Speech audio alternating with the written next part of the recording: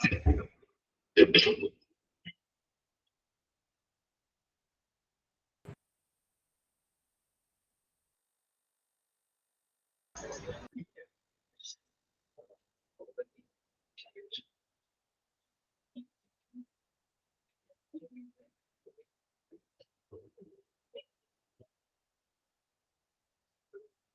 good afternoon. Good afternoon, ma'am. Good afternoon, ma'am. Good afternoon, ma'am.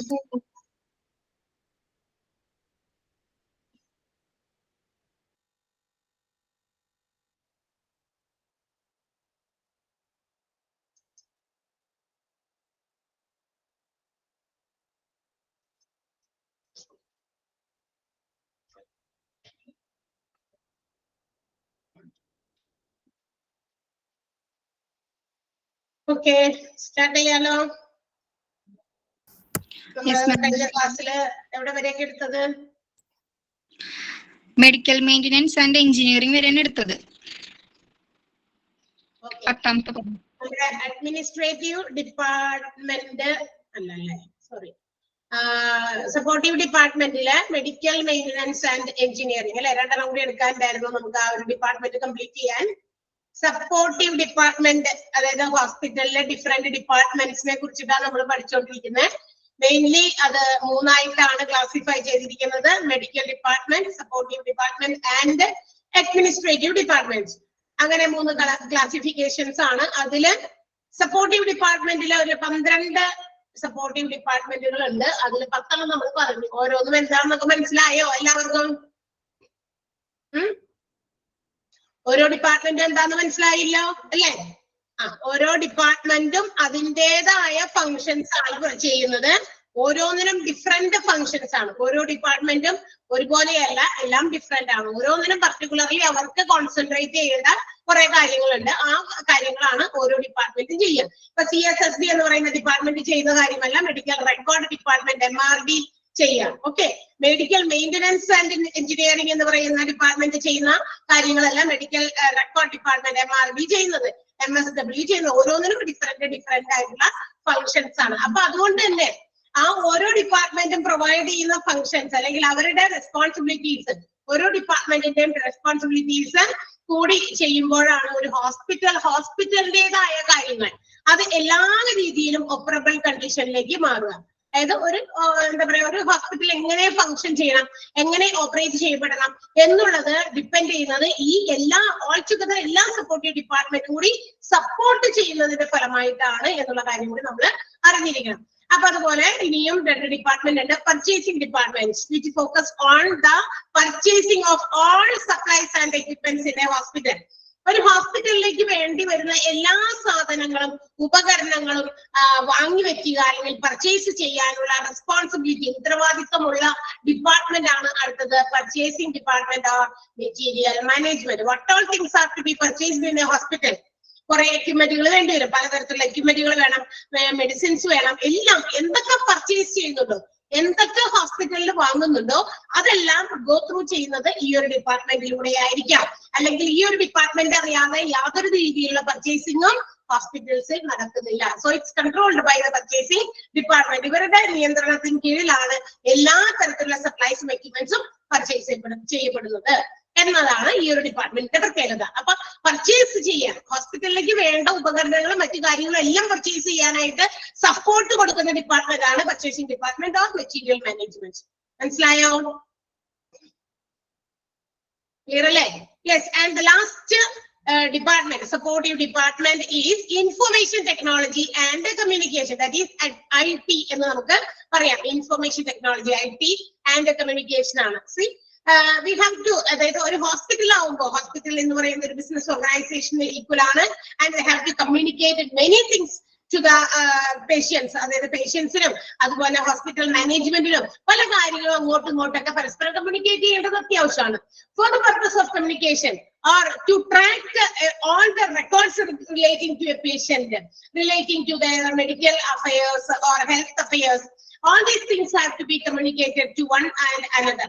അല്ലെ? ഒരു ഹോസ്പിറ്റലിന്റെ അകത്ത് പ്രവർത്തിക്കുന്ന ഒരാളുകളിൽ നിന്ന് മറ്റൊരാളുകളിലേക്ക് പല ഇൻഫോർമേഷൻസും അങ്ങോട്ടും ഇങ്ങോട്ടും പാസ് ചെയ്യേണ്ടി വരും. അത് mainly based on the information about the patients.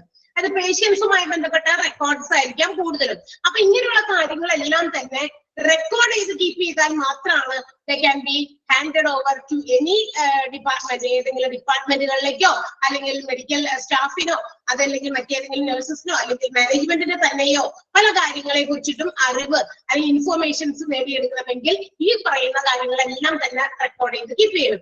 And nowadays we get the support from computers. അതിനു വേണ്ടിയിട്ട് നമ്മൾ ഇന്ന് സഹായിക്കുന്ന ഒരു മോഡേൺ ടെക്നോളജിയാണ് കമ്പ്യൂട്ടർ സിസ്റ്റം. കമ്പ്യൂട്ടർ സിസ്റ്റത്തിൽ നമ്മുടെ പേഷ്യൻസിനെ സംബന്ധിക്കുന്ന എല്ലാ ഡീറ്റെയിൽസും റെക്കോർഡ് ചെയ്ത് കീപ്പ് ചെയ്യുക. And they can use it whenever they require. അവർക്ക് ആവശ്യമുള്ളപ്പോൾ അതെടുത്ത് ഉപയോഗിക്കുകയും ചെയ്യാം. ഇപ്പൊ ഇൻ പേഷ്യൻസ് അഡ്മിറ്റഡ് ആകുന്ന പേഷ്യൻസ് അവരുടെ ഡീറ്റെയിൽസ്, ഔട്ട് പേഷ്യൻസ് വരുമ്പോൾ അവരുടെ ഡീറ്റെയിൽസ്, അവരുടെ പേര്, വയസ്സ്, മറ്റു കാര്യങ്ങൾ തന്നെ നമ്മളോട് ചോദിക്കുന്നുണ്ട്. അത് അവരപ്പൊ തന്നെ അവരെന്ത് ചെയ്യുന്നുണ്ട്, ആ ഒരു പേഷ്യന്റിന്റെ പേരിലുള്ള ഐഡിയിൽ അത് സേവ് ചെയ്ത് വെക്കപ്പെടുന്നുണ്ട്. And which doctor they have to consult, ഏത് ഡോക്ടറെ കൺസൾട്ട് ചെയ്യണം എന്നുള്ള കാര്യങ്ങളടക്കം എല്ലാം, എന്ത് ഡിസീസുമായിട്ടാണ് ഹോസ്പിറ്റലിൽ വന്നിരിക്കുന്നത്, ആരെയാണ് കാണിച്ചത്, എന്ത് ട്രീറ്റ്മെന്റ് ആണ് കൊടുക്കുന്നത്, എന്തൊക്കെ മെഡിസിൻസ് ആണ് ഇവർക്ക് പ്രിസ്ക്രൈബ് ചെയ്തിരിക്കുന്നത്, all these things will be recorded. ഇതെല്ലാം നമുക്ക് എന്ത് ചെയ്യാം, റെക്കോർഡ് ചെയ്ത് സൂക്ഷിക്കാം. ഇങ്ങനെ റെക്കോർഡ് ചെയ്യുന്നത് കൊണ്ട് പല ഉപകാരങ്ങളുണ്ട്. അവർക്ക് തന്നെയും പേഷ്യൻസിന് വേണ്ടിയും മറ്റ് എന്തെങ്കിലും ഫ്യൂച്ചർ പർപ്പസിന് വേണ്ടിയും ഓൾ ദീസ് തിങ്സ് ഇതിനൊക്കെ അവരെ ഹെൽപ്പ് ചെയ്യുന്നതാണ് ഇത്തരം എന്ത് ചെയ്യുന്നത്, റെക്കോർഡ്സ് സേവ് ചെയ്ത് വെക്കുന്നത്. അപ്പൊ എന്താ സിസ്റ്റം ഫെയിൽ, അതായത് നമ്മുടെ സിസ്റ്റത്തിന് എന്തെങ്കിലും കംപ്ലൈന്റ് വന്നാലും all the datas which as recorded as A document or information, എന്തെങ്കിലും ഇൻഫോർമേഷൻ ആയിട്ട് ഇത്തരം ഡോക്യുമെന്റുകളായിട്ട് ക്രിയേറ്റ് ചെയ്ത് വെച്ചിരിക്കുന്നത് ഒന്നും പോകില്ല. അതൊക്കെ അവിടെ തന്നെ ഉണ്ടാകും. സിസ്റ്റം ഫെയിലിയർ, പവർ ഫെയിലിയർ വന്നാലോ ഒന്നും തന്നെ അത് ഡാറ്റാനെ ബാധിക്കുന്നില്ല. എപ്പോ വേണമെങ്കിലും നമുക്ക് എന്ത് ചെയ്യാൻ പറ്റും, needed they can retrieve this data and also they can make updations. മാത്രമല്ല എന്തെങ്കിലും പുതിയ കാര്യങ്ങൾ അപ്ഡേറ്റ് ചെയ്യാനുണ്ടെങ്കിൽ ഇപ്പൊ ഒരു ദിവസം വന്നു, നമ്മളുടെ വിവരങ്ങളൊക്കെ ചോദിച്ചു, ആദ്യമായിട്ട് നമ്മൾ ഹോസ്പിറ്റലിൽ ചെല്ലുന്നു, ഒപിയിൽ ചെല്ലുന്നു, നമ്മൾ ചീട്ട് എഴുതിപ്പിക്കുമ്പോൾ നമ്മളുടെ പേര്, നമ്മുടെ വയസ്സ്, നമ്മൾ ഏത് സ്ഥലത്ത് നിന്ന് വരുന്നു, നമ്മുടെ mobile number, which doctor you have to consult, ഏത് ഡോക്ടറെ നമ്മൾ കൺസൾട്ട് ചെയ്യണം എന്ന് ചോദിക്കും. നമുക്ക് പ്രിഫറൻസ് ഉണ്ടെങ്കിൽ അത് പറയാം.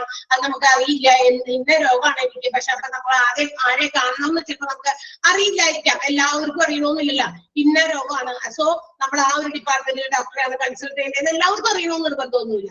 അപ്പൊ ഓൾ ദീസ് തിങ്സ് നമ്മൾ എന്ത് ചെയ്യും, അങ്ങോട്ടേക്ക് പറയും. അവരതൊക്കെ അപ്പൊ തന്നെ അവിടെ സേവ് ചെയ്ത് വെക്കുന്നുണ്ട്. അപ്പൊ ആ സേവ് ചെയ്യുന്ന ഡാറ്റ അവിടെ തന്നെ ഇരുന്നു. അത് എപ്പോ വേണമെങ്കിലും നമുക്ക് എന്ത് ചെയ്യാം, അവർക്ക് അവരുടെ ആവശ്യത്തിന് എടുത്ത് ഉപയോഗിക്കുകയും ചെയ്യാം. സോ ഒരു ഹോസ്പിറ്റലിന്റെ പേഷ്യൻസിനെ സംബന്ധിക്കുന്നത് all the things relating to the hospital, എല്ലാ കാര്യങ്ങളും എന്തൊക്കെ ഇവന്റുകളാണോ, whatever it is taking place within the business hospital, ഹോസ്പിറ്റലിനകത്ത് നടക്കുന്ന എല്ലാ കാര്യങ്ങളും എന്താ പറയാ, വളരെ കോൺഫിഡൻഷ്യൽ ആയിട്ട് അവർക്ക് സേവ് ചെയ്ത് വെക്കാവുന്ന ഒരു കാര്യം കൂടിയാണ് അത്. ഓൾസോ ഇത് പ്രൊവൈഡ്സ് ഓൺലൈൻ സർവീസസ്, വളരെ ഇഫക്റ്റീവ് ആയിട്ടുള്ള ഓൺലൈൻ സർവീസസും ഇന്ന് ഹോസ്പിറ്റൽസ് ഈ പറയുന്ന ടെക്നോളജി വഴി പ്രൊവൈഡ് ചെയ്യുന്നുണ്ട്. അതൊക്കെ ഒരു വളരെ എന്താ പറയുക നല്ലൊരു അഡ്വാൻറ്റേജ് ആണ്. കാരണം ഇത് ഈ പറഞ്ഞ ഓൺലൈൻ സർവീസ് ഒക്കെ ഇത്രയ്ക്കും പോപ്പുലർ ആയത് ഏത് കാലഘട്ടത്തിൽ നമുക്കറിയാം അല്ലെ.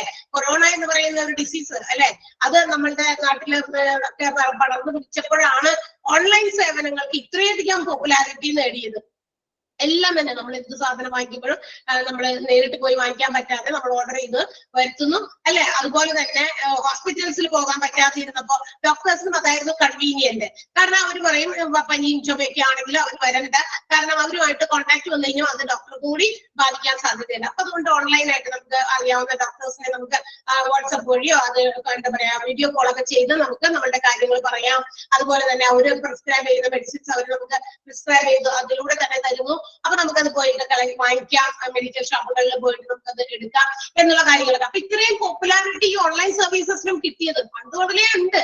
പക്ഷെ ഇത്രയും പോപ്പുലർ ആയത് ഈ പറയുന്ന എന്താ പറയാ കൊറോണയായിട്ടാണ് നമുക്ക് ഏറ്റവും കൂടുതൽ ഇത്തരം മെഡിക്കൽ ഫീൽഡിൽ വരെ ഈ ഒരു ഓൺലൈൻ സർവീസസ് ഇന്ന് ലഭ്യമായത്. അതിന് മുമ്പൊക്കെ ഉണ്ടായിരുന്നു, ഇല്ല എന്നല്ല പറയുന്നത്, പക്ഷെ കൂടുതൽ ഇത്തരം പോപ്പുലറായി വന്നതിന്റെ ഒരു കാലഘട്ടം അപ്പോഴായിരുന്നു. ഓക്കെ, അപ്പൊ ഇതൊക്കെ ഇൻഫോർമേഷൻ ടെക്നോളജി അതിന്റെ എന്താ പറയാ ആ ഒരു ടെക്നോളജിയുടെ ഡെവലപ്മെന്റോട് കൂടിയാണ് നമുക്ക് ഇത്തരം കാര്യങ്ങൾക്ക് സൗകര്യപ്രദമായത്. പണ്ടൊക്കെ എന്ന് പറഞ്ഞാൽ ഈ പേഷ്യൻസിനെ വരുന്ന പേഷ്യൻസോ അത് അഡ്മിറ്റഡ് ആയിക്കോട്ടെ അല്ലാതെ OP വിഭാഗത്തിലായിക്കോട്ടെ അവരെ കുറിച്ചുള്ള ഡീറ്റെയിൽസ് വലിയ പഠിച്ച ബുക്കുകളിൽ അല്ലെ ഭയങ്കര വലിയ റെക്കോർഡ് ബുക്കുകൾ പോലെയുള്ള ബുക്കുകളിൽ ഇങ്ങനെ എൻട്രി ചെയ്ത് വെച്ചിരുന്ന പേര്, പൈസ, സ്ഥലം, അല്ലെങ്കിൽ ഇത് ഡോക്ടറെ കണ്ടു, അങ്ങനെയുള്ള കാര്യം, വന്ന സമയം, അങ്ങനെയൊക്കെയുള്ള കാര്യങ്ങളെല്ലാം ഇങ്ങനെ വലിയ ബുക്കുകളിലാണ് എഴുതി വെച്ചിരുന്നത്. അതിന് അതിൻ്റെതായ ഡിസഡ്വാൻറ്റേജസ് ഉണ്ട്, പരിമിതികളും ഉണ്ടായിരുന്നു. കാരണം ഇത് റിപ്ലേസ് മോർ സ്പേസ്, കുറെ സ്ഥലം വേണം ഈ വലിയ ബുക്കൊക്കെ പേഷ്യൻസിനെ സംബന്ധിക്കുന്ന റെക്കോർഡൊക്കെ ഇങ്ങനെ സൂക്ഷിച്ചു വെക്കാനുള്ള സ്പേസ് വേണം. ഒത്തിരി ഡിഫക്റ്റ് അതുകൊണ്ട് തന്നെ ഉണ്ടായിട്ടുണ്ട് അല്ലെ. അപ്പൊ അതൊക്കെ ഒരു പരിധി വരെയൊക്കെ നമുക്ക് ഇല്ലാതാക്കാനായിട്ട് ഇത്തരം ഇൻഫോർമേഷൻ ടെക്നോളജി നമ്മളെ ഹെൽപ്പ് ചെയ്യുന്നുണ്ട്. So it's also an important supportive department in hospital. അതുകൊണ്ട് തന്നെ ഇൻഫോർമേഷൻ ടെക്നോളജിയുടെ സഹായത്തോടെ ഹോസ്പിറ്റലിനെ സപ്പോർട്ട് ചെയ്യുന്ന, ഹോസ്പിറ്റലിന്റെ ഓവറോൾ എല്ലാ തരത്തിലുള്ള കാര്യങ്ങളും ഇവന്റുകളും ഒക്കെ നമുക്ക് റെക്കോർഡ് ചെയ്ത് സൂക്ഷിക്കാൻ പറ്റുന്നത് തന്നെ അതിന്റെ ഒരു വലിയ എന്താ പറയാ സപ്പോർട്ട് തന്നെയാണ്. ഹോസ്പിറ്റൽസിനെ സപ്പോർട്ട് ചെയ്യുന്ന ഒരു വിഭാഗത്തിൽ അതും വരുന്നുണ്ട്. അപ്പൊ IT ടെക്നോളജി അല്ലെങ്കിൽ കമ്മ്യൂണിക്കേഷൻ എന്ന് പറയുന്നത് is also A supportive department in hospital. ഹോസ്പിറ്റലിലെ ഒരു സപ്പോർട്ടീവ് ഡിപ്പാർട്ട്മെന്റ് ആണ്. ക്ലിയർ ആയോ എന്താണെന്ന്? സപ്പോർട്ടീവ് ഡിപ്പാർട്ട്മെന്റിൽ വരുന്നതാണ് നമ്മൾ ഈ പറഞ്ഞതെല്ലാം തന്നെ അല്ലെ. ഏതൊക്കെയായിരുന്നു? Clinical laboratories, radiology, radio isotopes ഒക്കെ ഉപയോഗിച്ചിട്ട് നമ്മുടെ രോഗം നിവാരണം ചെയ്യുന്ന, ഡയഗ്നോസിസ് ചെയ്യുന്ന രീതി, അതിനുവേണ്ടി ഉപയോഗിക്കുന്ന മെഷീൻസിന്റെ പേര് നമ്മൾ പറഞ്ഞു. CSSD, central sterile supply department ആണ്. Sterilization of each and every equipment which is used for the surgeries and procedures അല്ലെ. സർജറീസിനും മറ്റു പ്രൊസീജിയേഴ്സിനും ഉപയോഗിക്കുന്ന എല്ലാ തരത്തിലുള്ള എക്യുപ്മെന്റുകളൊക്കെ സ്റ്റെറിലൈസ് ചെയ്യുന്ന വിഭാഗമാണ് CSSD. Housekeeping, to keep the hospital as a whole neat and clean. ഹോസ്പിറ്റലും പരിസരവും ഒക്കെ എപ്പോഴും വൃത്തിയും ക്ലീനുമായിട്ടൊക്കെ വെക്കേണ്ട ഡിപ്പാർട്ട്മെന്റ് ആണ് ഹൗസ് കീപ്പിംഗ് എന്ന് പറയുന്നത്. Dietary, that means the food supplied in the hospital should be in hygienic manner according to the nutritional menu which is provided by the nutrition department. അല്ലെ, ന്യൂട്രീഷണൽ മെനു അനുസരിച്ച് വളരെ hygienic ആയിട്ടുള്ള food ആയിരിക്കണം supply ചെയ്യേണ്ടത്. അപ്പൊ dietary department ആണ് ഇതൊക്കെ നോക്കി നടത്തേണ്ടത്. അതൊക്കെ നല്ല രീതിയിലാണോ പ്രൊവൈഡ് ചെയ്യുന്നതെന്നൊക്കെ. മെഡിക്കൽ സോഷ്യൽ സർവീസ് എന്ന് പറയുന്നത് അല്ലെങ്കിൽ മെഡിക്കൽ സോഷ്യൽ വർക്ക് എന്ന് പറയുന്നത് മെഡിക്കൽ നമ്മുടെ ഹോസ്പിറ്റൽസിൽ വരുന്ന patients they face many psychosocial issues and stresses. അതായത് നമ്മളുടെ രോഗവുമായിട്ട് നമ്മൾ ഹോസ്പിറ്റൽസിലേക്ക് ചെല്ലുമ്പോൾ അവർ അനുഭവിക്കുന്ന ചില മാനസിക സംഘർഷങ്ങൾ, സ്ട്രെസ്സുകൾ, ബുദ്ധിമുട്ടുകൾ, അതായത് നമ്മുടെ രോഗത്തിന്റെ ഒരു അസുഖവുമായി ബന്ധപ്പെട്ടുള്ള വേദനയും വ്യാധിയും ഒക്കെ ഒന്ന്. അതല്ലാതെയും പലതരത്തിലുള്ള മാനസിക ബുദ്ധിമുട്ടുകളും പല ആളുകളും അനുഭവിക്കുന്നുണ്ട് ഹോസ്പിറ്റൽസിൽ. എങ്ങനെയാണ് അവിടുത്തെ കാര്യങ്ങൾ? അവിടെ ഹോസ്പിറ്റലിൽ നിന്ന് കേൾക്കുമ്പോൾ തന്നെ എന്താ പറയാ പേടി വിറയിലും. ഡോക്ടറെ കാണുക, മരുന്ന് വാങ്ങിക്കാൻ പോലും അത്രേ ഉള്ളൂ. പക്ഷെ പേടിക്കേണ്ട കാര്യമൊന്നുമില്ല. പക്ഷെ ചില ആളുകൾക്ക് ആ ഹോസ്പിറ്റൽസ് എന്ന് കേൾക്കുമ്പോൾ നമുക്ക് പലതരത്തിലുള്ള ബുദ്ധിമുട്ടുകൾ മാനസികമായിട്ടൊക്കെ ഫേസ് ചെയ്യുന്ന ആളുകളൊക്കെ ഉണ്ട്. അവരെ ഹെൽപ്പ് ചെയ്യുന്നതിന് വേണ്ടിയിട്ട് അവർക്ക് അവരെ ഫേസ് ചെയ്യുന്ന ബുദ്ധിമുട്ടുകളൊക്കെ ഇല്ലാതാക്കുന്ന ചില സർവീസസ് ആണ് മെഡിക്കൽ സോഷ്യൽ വർക്ക് MSW എന്ന് പറയുന്ന ഡിപ്പാർട്ട്മെന്റ് പ്രൊവൈഡ് ചെയ്യുന്നത്. അപ്പൊ ഒത്തിരി ചാലഞ്ചസ് ഫേസ് ചെയ്യുന്ന ഫാമിലീസിനെ ഹെൽപ്പ് ചെയ്യാൻ, സപ്പോർട്ട് ചെയ്യാൻ നൽകുന്ന സേവനങ്ങളാണ് ഈ ഒരു വിഭാഗത്തിൽ നടക്കുക. ഫിസിയോതെറാപ്പി, അതൊരു ഹീലിംഗ് തെറാപ്പിയാണ്. Mostly which is linked with orthopaedics department. Orthopaedics ഡിപ്പാർട്ട്മെന്റുമായി ലിങ്ക് ചെയ്യപ്പെട്ട ഒരു ഡിപ്പാർട്ട്മെന്റ് ആണ് ഹീലിംഗ് തെറാപ്പി. നമ്മുടെ ബോഡിയുടെ മസിൽസ്, ജോയിന്റ്സ് ഒക്കെ നോർമൽ ഫംഗ്ഷനിങ്ങിലേക്ക് കൊണ്ടുവരാൻ ഹെൽപ്പ് ചെയ്യുന്ന ഒരു തെറാപ്പിയാണ് ഇവിടെ പ്രൊവൈഡ് ചെയ്യുന്നത്. Pharmacy it's the most important department in the hospital. ഹോസ്പിറ്റലിൽ വേണ്ട ഏറ്റവും എക്യുപ്ഡ് ആയിട്ടുള്ള എല്ലാ തരത്തിലുള്ള മരുന്നുകളുമായിട്ട് എക്യുപ്ഡ് ആയിട്ടുള്ള ഒരു ഡിപ്പാർട്ട്മെന്റ് ആണ് ഫാർമസി എന്ന് പറയുന്നത്. മെഡിക്കൽ റെക്കോർഡ് ഡിപ്പാർട്ട്മെന്റ് നമുക്കറിയാം. മെഡിക്കൽ ഫീൽഡിൽ അവര് റെക്കോർഡ് ചെയ്യുന്നത് പലതരത്തിലുള്ള ഇൻപേഷ്യൻസും ഔട്ട് പേഷ്യൻസുമായിട്ട് വരുന്ന പേഷ്യൻസിന്റെ ഫയലുകളും റെക്കോർഡ്സും ഒക്കെ മെയിൻറ്റെയിൻ ചെയ്യുക, കീപ്പ് ചെയ്യുക. അത് പിന്നെ എന്താ പറയാ അവരുടെ സ്റ്റാറ്റിസ്റ്റിക്സ് പർപ്പസിനും കണക്കെടുപ്പ് പരമായിട്ടുള്ള കാര്യങ്ങൾക്കും അതുപോലെ തന്നെ ഫ്യൂച്ചർ പർപ്പസിനൊക്കെ ഉതകുന്ന രീതിയിൽ എല്ലാം മെയിൻറ്റെയിൻ ചെയ്ത് സൂക്ഷിക്കാൻ റെസ്പോൺസിബിൾ ആയിട്ടുള്ള ഡിപ്പാർട്ട്മെന്റ് ആണ് MRD. Medical maintenance and engineering നമ്മൾ പറഞ്ഞു.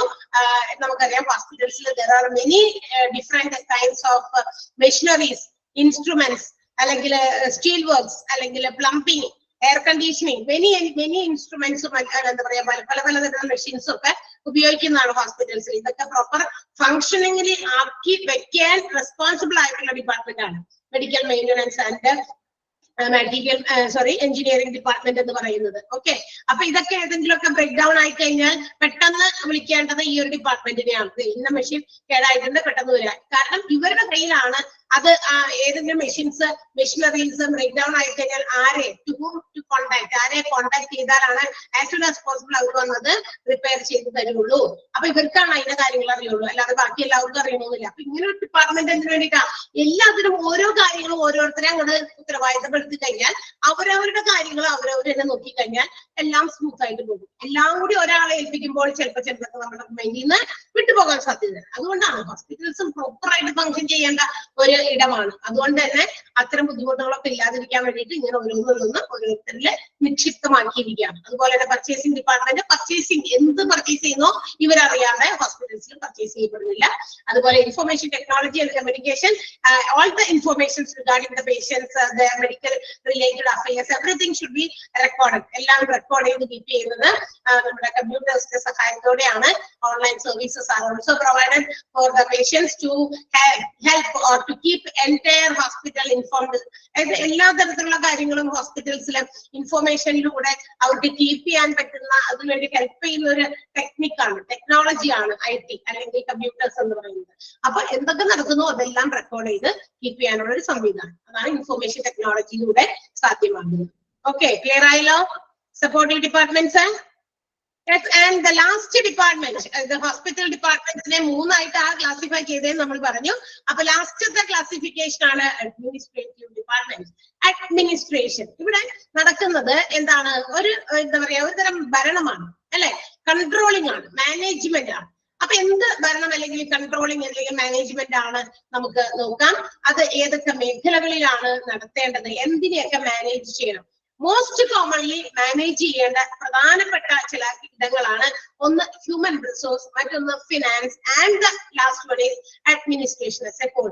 അപ്പൊ എന്തൊക്കെ ഭരണങ്ങൾ അല്ലെങ്കിൽ എന്താ പറയാ മാനേജ്മെന്റ് അല്ലെങ്കിൽ നിയന്ത്രണങ്ങൾ, പല കാര്യങ്ങളെയും മാനേജ് ചെയ്ത് കൊണ്ടുപോകേണ്ടത് അത്യാവശ്യമാണ്. അപ്പൊ പ്രധാനമായിട്ട് ഈ 3 മേഖലകളാണ് മാനേജ്മെന്റ് ആവശ്യമുള്ള സ്ഥലങ്ങൾ. ഏതൊക്കെയാണത്?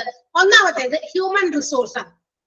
നമുക്കറിയാം ഏതൊരു ബിസിനസിന്റെയും, ഏത് ബിസിനസ് ആയിക്കോട്ടെ, ഇപ്പൊ ഹോസ്പിറ്റൽ എന്ന് പറയുന്നത് ഇന്ന് ബിസിനസ് ഒക്കെ ആയി തുടങ്ങി. കാരണം പണ്ടൊക്കെ ഹോസ്പിറ്റൽസ് എന്ന് പറയുന്നത് നൽകുന്നത് സേവനത്തെ മാത്രം എന്താ പറയാ, നമ്മുടെ സർവീസ് മോട്ടീവ് ആയിരുന്നു ഹോസ്പിറ്റൽസിന്റെ ഒക്കെ ലക്ഷ്യം. Welfare of the society, service motive അല്ലെ, ക്ഷേമത്തിനുള്ള ഒരു എന്താ പറയാ സംരംഭമൊക്കെ ആയിരുന്നു ഹോസ്പിറ്റൽസ്, അതുപോലെ തന്നെ വിദ്യാഭ്യാസ സ്ഥാപനങ്ങളൊക്കെ. എങ്കിൽ ഇന്ന് എല്ലാം തന്നെ എന്തായി, ബിസിനസ് ഓറിയന്റഡ് ആയി മാറിക്കഴിഞ്ഞു. എല്ലാവരും ബിസിനസ് മൈൻഡിലാണ് ഓരോന്നിനെയും കാണുന്നത് അല്ലെ. സർവീസ് എന്ന് പറയുന്നതൊക്കെ വളരെ ചുരുക്കം തന്നെയുള്ളൂ. സേവനം മാത്രം ലക്ഷ്യമാക്കി അല്ലെ പ്രവർത്തിക്കുന്ന സംരംഭങ്ങളൊക്കെ വളരെ കുറവാണ്. അല്ലാതെ എല്ലാം ബിസിനസ് മൈൻഡിലാണ് കാര്യങ്ങൾ നടത്തുന്നത്. അപ്പൊ ഏത് ഒരു ബിസിനസിന്റെയും ഏറ്റവും പ്രധാനപ്പെട്ട ഒരു കമ്പോണന്റ് ഉണ്ട്. ഏത് ബിസിനസ് ഓർഗനൈസേഷൻ നമ്മൾ എടുത്താലും without this component it cannot reach it's success. ഒരു ബിസിനസ്സിന് അതിന്റെ വിജയത്തിലേക്ക് എത്തിക്കാനായിട്ട് സാധിക്കില്ല. അതിൽ ഏറ്റവും ഇമ്പോർട്ടന്റ് ആയിട്ടുള്ള ഒന്നാണ് human power. That means human resource or man power എന്ന് പറയാം. മനുഷ്യ വിഭവം ഇല്ലാതെ ഒന്നും പറ്റില്ല അല്ലെ. ഇപ്പൊ നമ്മൾ എത്ര കണ്ട് ടെക്നോളജി വികസിച്ചു ഡെവലപ്ഡ് ആയി എന്ന് പറഞ്ഞാലും ആ ടെക്നോളജിയിൽ നമ്മൾ ഉണ്ടാക്കിയെടുത്ത മെഷീൻസിനെ പ്രവർത്തിപ്പിക്കാൻ, കൺട്രോൾ ചെയ്യാൻ, മാനേജ് ചെയ്യാൻ ഒരു മനുഷ്യനെങ്കിലും വേണ്ടിവരും ഇല്ലേ? വേണ്ടിവരില്ലേ? ഇപ്പൊ നമ്മൾ ഇവിടെ ഇരുന്നിട്ട് പഠിക്കുന്നുണ്ട്. ഞാൻ ഇവിടെ ഇരിക്കുന്നു, നിങ്ങൾ എവിടേക്കോ ഇരിക്കുന്നു അല്ലെ. പല പല ഡിസ്ട്രിക്റ്റിലായിട്ട് നമ്മൾ ഇങ്ങനെ ഇരിക്കുന്നു. നമ്മൾ പക്ഷെ നമ്മൾ നേരിട്ട് കാണുന്ന പോലെ നിങ്ങളെ എനിക്ക് കാണാൻ പറ്റുന്നില്ല എന്നേ ഉള്ളൂ. പക്ഷെ നിങ്ങൾ അവിടെ ഉണ്ട് എന്നുള്ള വിശ്വാസത്തിലാണ് നമ്മൾ ഇവിടെ ഇരുന്ന് ക്ലാസ് എടുക്കുന്നത്. നിങ്ങൾ നമ്മളുടെ ഫേസ് ടു ഫേസ് ആയിരിക്കുന്നത്. പക്ഷെ നമ്മൾ എല്ലാവരും കൂടി കമ്പ്യൂട്ടർ എന്താ പറയാ ക്യാമറാസ് ഓൺ ചെയ്യുമ്പോൾ അതിൻ്റെതായ നെറ്റ്വർക്ക് ഇഷ്യൂ വരുന്നത് കൊണ്ടാണ് നമ്മൾ എന്ത് ചെയ്യുന്നത്, വീഡിയോയും ഓഡിയോയും ഓഫ് ചെയ്തിട്ട് നിങ്ങളോട് ക്ലാസ്സുകൾ കാണാൻ പറയുന്നത്. എന്നെ മാത്രം വിസിബിൾ ആണ് നിങ്ങൾക്ക് അല്ലെ. നിങ്ങൾക്ക് എന്നെ കാണാം, പക്ഷെ ഞാൻ എന്റെ മനസ്സിൽ നിങ്ങൾ എല്ലാവരെയും കാണുന്നുമുണ്ട്. ഓക്കെ, അപ്പൊ നമ്മൾ ഇത്രയും അടുത്ത്, ഇത്രയും അകലെ ആയിരുന്നാലും നമ്മൾ ഇത്രയും അടുപ്പിച്ച്, നമ്മളെ ഇത്രയും എന്താ പറയാ 1 hand ഡിസ്റ്റൻസിൽ നമ്മളെ ഇരുത്തി നമ്മൾ ഈ ഒരു കാര്യം ചെയ്യുമ്പോഴും അല്ലെ, ഈ കമ്പ്യൂട്ടറിൽ നിങ്ങൾ എല്ലാവരും അവിടെ കയറി ഇരുന്നാൽ കാര്യമില്ല. ഇത് പ്രവർത്തിപ്പിക്കാൻ ഇതിന്റെ മുമ്പിൽ ഇരുന്ന് ഒരു ക്ലാസ് എടുക്കാനും there should be a human അല്ലെ. ഒരു ഹ്യൂമൻ ആരെങ്കിലും അതിനെ പ്രവർത്തിപ്പിക്കാനായിട്ട് വേണം. നമ്മൾ ഇതിന്റെ ക്ലാസ്സസ്, ഇതിന്റെ നിങ്ങളെ കാണിക്കുന്ന സ്ക്രീൻ അവിടെ ഷെയർ ചെയ്യണം അല്ലെ, നിങ്ങൾ ഇങ്ങോട്ടേക്ക് അഡ്മിറ്റ് ചെയ്യണം, എന്താ പറയാ ജോയിൻ ചെയ്യിപ്പിക്കണം ക്ലാസ്സുകളിലേക്ക്, അത് റെക്കോർഡ് ചെയ്യണം. ആ ക്ലാസ്സുകൾ നമ്മൾ റെക്കോർഡഡ് വീഡിയോസ് ആളുകൾക്ക് ഇട്ട് കൊടുക്കുന്നത് കൊണ്ട് അത് റെക്കോർഡ് ചെയ്യണം. അങ്ങനെ കുറെ കാര്യങ്ങളും ഇതിനെ ഓപ്പറേറ്റ് ചെയ്യാനായിട്ട് വേണം. അപ്പൊ അവിടെ ഒരു ഹ്യൂമൻ ബീങ്ങിന്റെ ആവശ്യമുണ്ട്. അപ്പൊ ഹ്യൂമൻ റിസോഴ്സ് ഇല്ലാതെ ഒരു ബിസിനസ്സും അതിന്റെ സക്സസിലേക്ക് എത്തിയിട്ടില്ല, അല്ലെ? അറ്റ് ദ പ്രസന്റ് ഇപ്പൊ വരെ നമുക്ക് ഇനി ഭാവിയില് ഫ്യൂച്ചറിൽ എന്ത് നടക്കും നമുക്ക് പറയാൻ പറ്റില്ല. റോബോട്ടുകൾ ഉപയോഗിച്ചിട്ടുള്ള കാര്യങ്ങളൊക്കെ വന്നു തുടങ്ങിയിട്ടുണ്ട്. പക്ഷെ അത്ര ഇങ്ങോട്ട് ആയിട്ടില്ല. ഹ്യൂമൻ റിസോഴ്സ് എന്ന് പറയുന്നത് ഏറ്റവും ഇമ്പോർട്ടന്റ് ആയിട്ടുള്ള കമ്പോണന്റ് ആണ്. സോ എവറി ബിസിനസ് ഓർഗനൈസേഷൻ, എല്ലാ ബിസിനസ് ഓർഗനൈസേഷൻ ഇൻക്ലൂഡിംഗ് നമ്മുടെ hospitals, they have to aim at the recruitment of efficient qualified staff. അതായത് ഓരോ ബിസിനസ്സും അവർ ലക്ഷ്യം വെക്കുന്നത് അവരുടെ ബിസിനസ്സിൽ, അവരുടെ ആ ഒരു സംരംഭത്തിൽ, ഇപ്പൊ ഹോസ്പിറ്റൽസ് ആവുമ്പോൾ ഹോസ്പിറ്റൽസിൽ വളരെ കാര്യക്ഷമതയുള്ള ക്വാളിഫൈഡ് ആയിട്ടുള്ള ആളുകൾക്ക് ജോലി കൊടുക്കുക എന്നുള്ളതാണ്. നമുക്ക് ആരെങ്കിലും പിടിച്ച് ജോലി കൊടുത്താൽ മതിയോ? ഒരുപാട് ജോലി സ്ഥാപനങ്ങളിൽ ഒരുപാട് വേക്കൻസീസ് ഒക്കെ കിടക്കുന്നുണ്ട്.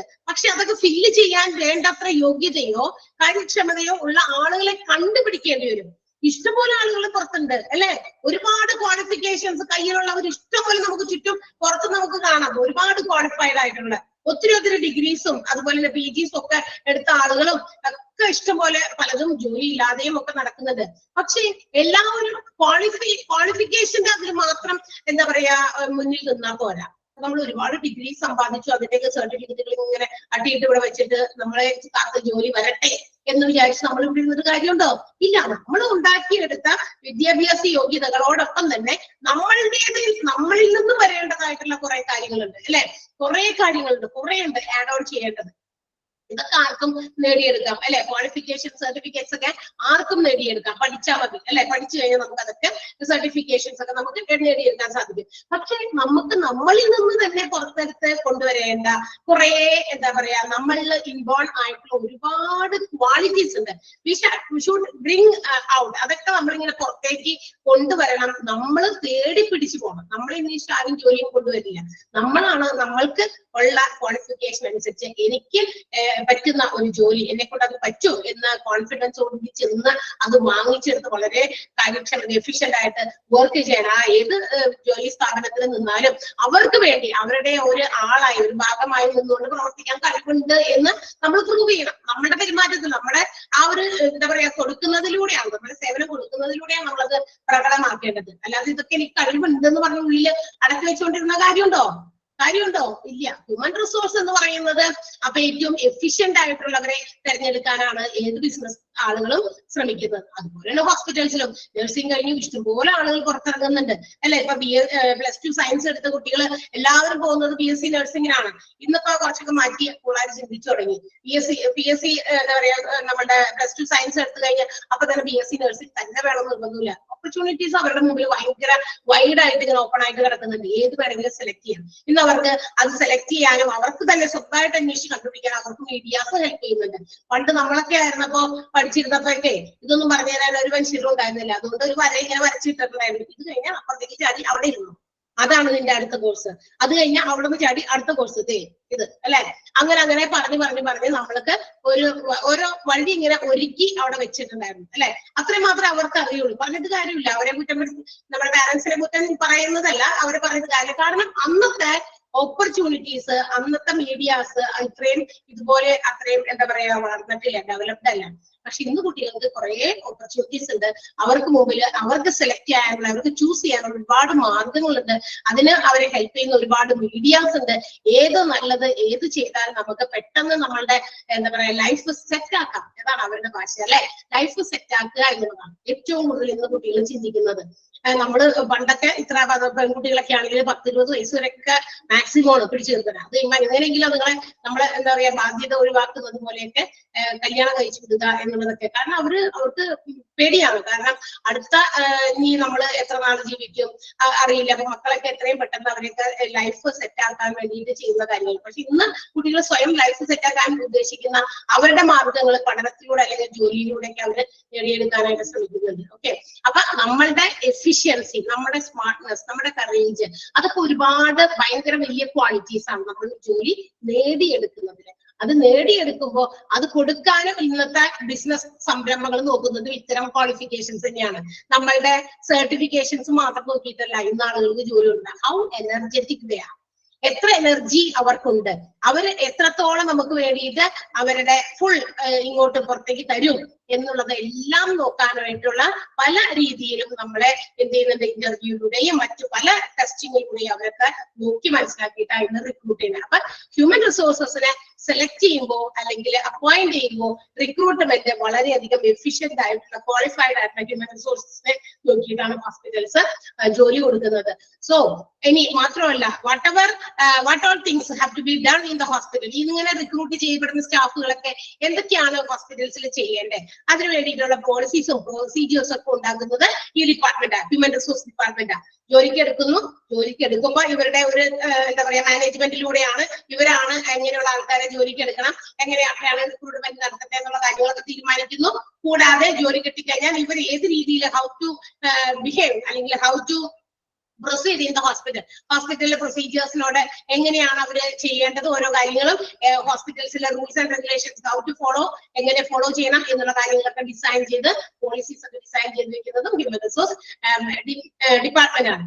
ആൻഡ് ഓൾസോ ഇങ്ങനെയൊക്കെ അപ്പോയിന്റ്മെന്റുകളൊക്കെ നടത്തിയാൽ മാത്രം മതിയോ ഹ്യൂമൻ റിസോഴ്സ് ഡിപ്പാർട്ട്മെന്റ് അപ്പോയിന്റ്മെന്റ് കൊടുത്തു, ഓക്കെ ഇനി എന്റെ ജോലി തീർന്നു, ബാധ്യത തീർന്നു, ഇനി ഇപ്പൊ കുറെ നാളത്തേക്ക് ഇനി സ്റ്റാഫ് അപ്പോയിന്റ് ചെയ്യുന്ന സമയത്തേക്ക് ഇനി എന്റെ ഇടപെടൽ മതി എന്നാണോ? അല്ല. Each and every time they have to make sure that the employees are satisfied within that particular organization. ഏത് ജോലി സ്ഥാപനത്തിലും ഏത് സംരംഭത്തിലും വർക്ക് ചെയ്യുന്ന ജോലിക്കാര് അവര് വളരെയധികം സംതൃപ്തിയോടെയാണ് അവരവരുടെ ജോലികൾ ചെയ്യുന്നത്. ആരോ പിടിച്ച് തയ്യേമിച്ച് ചെയ്യിപ്പിക്കുന്നതല്ല. എന്റെ സ്വന്തം ഇഷ്ടത്താല് ഞാൻ വളരെ സാറ്റിസ്ഫൈഡ് ആയിട്ടാണ് എന്റെ ജോലി ഞാൻ ചെയ്യുന്നത് എന്ന് ഉറപ്പുവരുത്തണം. ഇടയ്ക്കിടയ്ക്ക് അവരോട് പോയി വിശേഷമൊക്കെ അന്വേഷിക്കണം. ആര്? ഈ ഡിപ്പാർട്ട്മെന്റ്, ഹ്യൂമൻ റിസോഴ്സ് ഡിപ്പാർട്ട്മെന്റ്. കാരണം മനുഷ്യന്മാരെ മാനേജ് ചെയ്യുക അത്ര എളുപ്പമുള്ള കാര്യമല്ല. ഇടയ്ക്കിടയ്ക്ക്, കാരണം അവർ മനുഷ്യനെ എപ്പോഴും മൂഡ് സ്വിങ്സ് അനുസരിച്ച് മാറിക്കൊണ്ടിരിക്കും. രാവിലെ ഉണ്ടായിരുന്ന മൂഡിലായിരിക്കില്ല ചിലപ്പോൾ വൈകുന്നേരം ആയിരിക്കും ഉണ്ടാക്കുക. ഭയങ്കര സന്തോഷത്തിലായിരിക്കും കാലത്തൊക്കെ ആയിരുന്നാൽ ചിലപ്പോൾ കുറച്ച് ഇടയിൽ വെച്ചിട്ട് ഏതെങ്കിലും ഒരു പ്രത്യേക സാഹചര്യങ്ങളിൽ പെട്ടെന്ന് നമ്മുടെ മൂഡ് ഓഫ് ആകും അല്ലെ, പെട്ടെന്ന് നമ്മുടെ മൈൻഡ് മാറി വരും. അപ്പൊ പല ഡിഫറെന്റ് ഇമോഷൻസ് എക്സ്പ്രസ് ചെയ്യുന്ന ആൾക്കാരാണ് മനുഷ്യര്. അതുപോലെയുള്ള എക്സ്പ്രസീവ് ആയിട്ടുള്ള വേറെ ഒരു ജീവനുള്ള ലിവിങ് ബീങ്സ് ഉണ്ടോ എന്ന് നമുക്ക് അറിയില്ല. ഏറ്റവും എക്സ്പ്രസീവ് ആയിട്ടുള്ള അതായത് എന്ത് ഇമോഷൻസും പെട്ടെന്ന് അവരെ ബാധിക്കുന്നത് മനുഷ്യരിൽ തന്നെയാണ്. അപ്പൊ ഇങ്ങനെയുള്ള ഇത്തരം ഡിഫറെന്റ് സാഹചര്യങ്ങളിൽ നിന്ന്, ഡിഫറെന്റ് ഫാമിലി ബാക്ക്ഗ്രൗണ്ടുകളിൽ നിന്ന് വരുന്ന മനുഷ്യന്മാരെല്ലാവരും കൂടി ഒരു സ്ഥാപനത്തിൽ ജോലി ചെയ്യുമ്പോൾ ഇവരെല്ലാവരെയും ഒരേപോലെ മാനേജ് ചെയ്യാൻ കഴിവുള്ളവരായിരിക്കണം ഹ്യൂമൻ റിസോഴ്സ് മാനേജ്മെന്റ്. അല്ലാതെ ഒന്നും കാര്യങ്ങൾ നടക്കില്ല. ഹ്യൂമൻ റിസോഴ്സസിനെ മാനേജ് ചെയ്യാൻ നല്ല രീതിയിൽ അവരുടെ സ്ഥാപനത്തിൽ പിടിച്ചു നിർത്താൻ കഴിവുണ്ടായിരുന്നു. ഇപ്പൊ ഞാൻ ജോലിക്ക് വന്നു, കുറച്ചു നാൾ ജോലി, എനിക്കും അവിടുത്തെ സിറ്റുവേഷൻസ്, അവിടുത്തെ അറ്റ്മോസ്ഫിയർ അങ്ങോട്ട് പിടിച്ചില്ല. എനിക്ക് എന്റെ കൂടെ വർക്ക് ചെയ്യുന്ന എന്റെ കോ വർക്കേഴ്സിനോട് ഒത്തുപോകാൻ എന്നെ കൊണ്ട് പറ്റുന്നില്ല. അപ്പൊ ഞാൻ ഭയങ്കര ഡിസ്റ്റർബ് ആകും. അധികം നാൾ എനിക്ക് അപ്പൊ അവിടെ പിടിച്ചു നിൽക്കാൻ പറ്റില്ല. ബിക്കോസ് എനിക്ക് എന്താ പറയാ ഫേവറബിൾ ആയിട്ടുള്ള ഒരു സിറ്റുവേഷൻ എനിക്ക് അവിടെ കിട്ടുന്നില്ല എങ്കിൽ നമ്മൾ എന്ത് ചെയ്യും, പെട്ടെന്ന് തന്നെ അവിടെ നിന്ന് എങ്ങനെയെങ്കിലും രക്ഷപ്പെട്ടു പോകണം എന്ന മൈൻഡോട് കൂടിയായിരിക്കും ഉണ്ടാകുക. അത് എവിടെ ചെന്നാലും എത്ര വലിയ ബിസിനസ് സംരംഭമായിക്കോട്ടെ, ഒരുപാട് സാലറീസ് നമുക്ക് ഓഫർ ചെയ്യുന്ന സ്ഥലമായിക്കോട്ടെ, നമുക്ക് കിട്ടുന്ന ആ അറ്റ്മോസ്ഫിയർ അത് വളരെ നല്ലതാണെങ്കിൽ മാത്രമേ നമുക്ക് അവിടെ പിടിച്ചേക്കാൻ പറ്റുള്ളൂ അല്ലെ. അപ്പൊ അത്തരം ഒരു അറ്റ്മോസ്ഫിയർ ക്രിയേറ്റ് ചെയ്യേണ്ട ഉത്തരവാദിത്വം ആർക്കുണ്ട്? ഹ്യൂമൻ റിസോഴ്സ് ഡിപ്പാർട്ട്മെന്റിലുണ്ട്. എംപ്ലോയീസിന്റെ സാറ്റിസ്ഫാക്ഷൻ, അവരുടെ ഗുഡ് വർക്കിംഗ് കണ്ടീഷൻസ് പ്രൊവൈഡ് ചെയ്യാൻ, ചെയ്യുന്ന ജോലി വളരെ ഭംഗിയായും വൃത്തിയായും ചെയ്യാനുള്ള സാഹചര്യം ഒരുക്കി കൊടുക്കണം. മനസ്സിലായോ? നമ്മളിപ്പോ ഒരു ജോലി ചെയ്യുമ്പോൾ വളരെ സംതൃപ്തിയോടെ, സാറ്റിസ്ഫൈഡ് ആയിട്ട്, സന്തോഷത്തോടെ ചെയ്യാം അല്ലെ. അതേസമയം എങ്ങനെയൊന്ന് വേഗം തീർത്ത് പോയാൽ മതി എന്നുള്ള മൈൻഡോട് കൂടി വന്നിരുന്ന് ചെയ്തിട്ട് പോകാം അല്ലെ. ആർക്കോ വേണ്ടി എന്തിനോ വേണ്ടി വന്നൊക്കെ ഇരുന്നിട്ട് പോകാം, ഏത് രീതിയിലും ആകാം. പക്ഷെ നമ്മൾ സാറ്റിസ്ഫൈഡ് ആയിട്ട് വളരെ സന്തോഷത്തോടെ, വളരെ എന്താ പറയാ ഇഷ്ടത്തോടെ ഇത് ചെയ്യുമ്പോഴാണ് ആ ഒരു ജോലിയായി മാറുന്നത് അല്ലെ. അത് ആ ജോലിയുടെ ആ ഒരു സർവീസിന്റെ ഭാഗമാകുന്ന അതിന്റെ റെസിപ്പിയന്റ്, അത് സ്വീകരിക്കുന്ന, ആ സേവനം സ്വീകരിക്കുന്ന ആളുകൾക്കും അത് നല്ല രീതിയിൽ ഉൾക്കൊള്ളാൻ പറ്റുന്നത് എപ്പോഴാണ്? അവരത് വൃത്തിയായിട്ട് ചെയ്യുമ്പോഴാണ്. അല്ലാതെ എന്തെങ്കിലും കടത്ത് കഴിക്കുന്നത് പോലെ ചെയ്തു പോയി കഴിഞ്ഞു കഴിഞ്ഞാൽ നമുക്ക് എന്താണ്, അത് സ്വീകരിക്കുന്ന ആളുകൾക്ക് ഒരു തൃപ്തി ഉണ്ടാവില്ല, സാറ്റിസ്ഫാക്ഷൻ ഉണ്ടാവില്ല അല്ലെ. അപ്പൊ ആ രീതിയിൽ അങ്ങനെ ആക്കി മാറ്റാൻ കഴിവുണ്ടായിരിക്കണം ആർക്ക്? ഹ്യൂമൻ റിസോഴ്സ് ഡിപ്പാർട്ട്മെന്റിന്. And also that have to be provided monetary and non monetary benefits എംപ്ലോയീസിന്. ഓരോ ബിസിനസ് സംരംഭങ്ങൾ, ഹോസ്പിറ്റൽസ് ഉൾപ്പെടെ എല്ലാവർക്കും ഈ എംപ്ലോയീസിനെ പിടിച്ചു നിർത്താൻ പറ്റുന്ന രീതിയിൽ ഇടയ്ക്കിടയ്ക്ക് അവർക്ക് ചില പൈസ കൊണ്ടോ അല്ലെങ്കിൽ പൈസ അല്ലാത്തതോ ആയിട്ടുള്ള ചില ബെനിഫിറ്റുകൾ പ്രൊവൈഡ് ചെയ്യാം. അതെന്താ? പൈസ അല്ലാത്തതോ, അതായത് ഇപ്പൊ നമ്മൾ ഓണം, ക്രിസ്മസ്, വിഷു ഒക്കെ വരുമ്പോ ചില ആളുകൾക്ക് അവരുടെ ബിസിനസ് സ്ഥാപനങ്ങളിൽ നിന്ന് എന്ത് കിട്ടും? ബോണസ് ഒക്കെ ആയിട്ട് പൈസ കിട്ടും. ഇല്ലേ? ബോണസ് കിട്ടില്ലേ? കിട്ടൂലേ? കിട്ടുമല്ലോ. എന്താ അങ്ങനെ ബോണസ് കൊടുക്കുന്നതിന്റെ ഒരു ഉദ്ദേശം എന്താ? എല്ലാ മാസവും ഒരുപോലെ അല്ലേ ജോലി ചെയ്ത്, പിന്നെ എന്തിന് അഡീഷണൽ എമൗണ്ട് കൊടുക്കുന്നു? ഇല്ലേ? നിങ്ങളുടെ അവിടെ ഒന്നും ആർക്കൊന്നും കൊടുക്കാറില്ല? ഒരു ഏതെങ്കിലും ഒരു ചെറിയൊരു ബിസിനസ് സ്ഥാപനം ആയിക്കോട്ടെ, അവിടെയാണെങ്കിൽ ജോലി ചെയ്യുമ്പോൾ നമുക്ക് നമ്മുടെ സാധാരണ മന്ത്ലി കിട്ടുന്ന സാലറിയിൽ നിന്ന് ഒരു 500, 1000, 2000, അത് ഡിപ്പെൻഡ്സ് അപ്പോൺ ദ സാലറിയുടെ ബേസിസിലാണ് അത് കൊടുക്കുന്നത്. അപ്പൊ അങ്ങനെ കൊടുക്കാറുണ്ട്. അതെന്താ? എല്ലാ മാസവും ചെയ്യുന്ന പോലത്തെ ജോലി തന്നെയല്ലേ നമ്മൾ ചെയ്തിട്ടുള്ളൂ, പിന്നെ എന്തിനു കൊടുക്കുന്നു? കാരണം നമുക്കൊരു അഡീഷണൽ എക്സ്പെൻസ് അത്തരം ഫെസ്റ്റിവൽ സീസൺസിൽ വരുന്നുണ്ട് അല്ലെ. ഉടുപ്പ് വാങ്ങിക്കണം, പുതിയത് ഓണമൊക്കെ വരുമ്പോ പുതിയ ഉടുപ്പ് വാങ്ങിക്കണം, കുറച്ച് കൂട്ടം കറികളൊക്കെ കൂടുതൽ കൂട്ടിയിട്ടുള്ള സദ്യ ഉണ്ണണം അല്ലെ, നമ്മുടെ റിലേറ്റീവ്സിന്റെ വീടുകളിലേക്ക് ഒന്ന് വെറുതെ ഒരു വിസിറ്റ് പോകണം അല്ലെ, അങ്ങനെയൊക്കെ. അപ്പൊ അതിനൊക്കെ എക്സ്പെൻസ് ആണ്. അപ്പൊ ആ ഒരു ചെലവ് കൂടി മുന്നിൽ കണ്ട, അതാണ് ആ ഒരു ബോണസിന്റെ തീം എന്ന് പറയുന്നത്. അതുകൊണ്ടാണ് അങ്ങനെ പ്രൊവൈഡ് ചെയ്യുന്നത്. എല്ലാ മാസങ്ങളിലും നമ്മൾ സാധാരണ വീടുകളിൽ ഇരിക്കുന്നത് പോലെയല്ല, അത്തരം സമയങ്ങളിൽ കുറച്ച് എക്സ്പെൻസ് കൂടുതലായതുകൊണ്ടാണ്. അപ്പൊ പൈസ കൊണ്ടോ അല്ലെങ്കിൽ പൈസ അല്ലാത്ത ബെനിഫിറ്റ്, അതല്ലാത്ത ബെനിഫിറ്റ് എന്താ? എന്റർടൈൻമെന്റ് പരിപാടികൾ, പ്രോഗ്രാം ഒക്കെ സെറ്റ് ചെയ്യാം. വൺസ് ഇൻ എ ഇയർ, ഒരു വർഷത്തിലൊരിക്കല് ഹോസ്പിറ്റൽസിന്റെ ഫൗണ്ടർ ഉണ്ടാവുമല്ലോ, സ്ഥാപകൻ, ഒരു ആളുടെ പേര്, ഒരു സ്ഥാപകന്റെ പേരുണ്ടാവുമല്ലോ ഹോസ്പിറ്റൽസ്, ആ സ്ഥാപകന്റെ പേരിലുള്ള ഡേ ആയിട്ട് വേണമെങ്കിൽ ആഘോഷിക്കാം.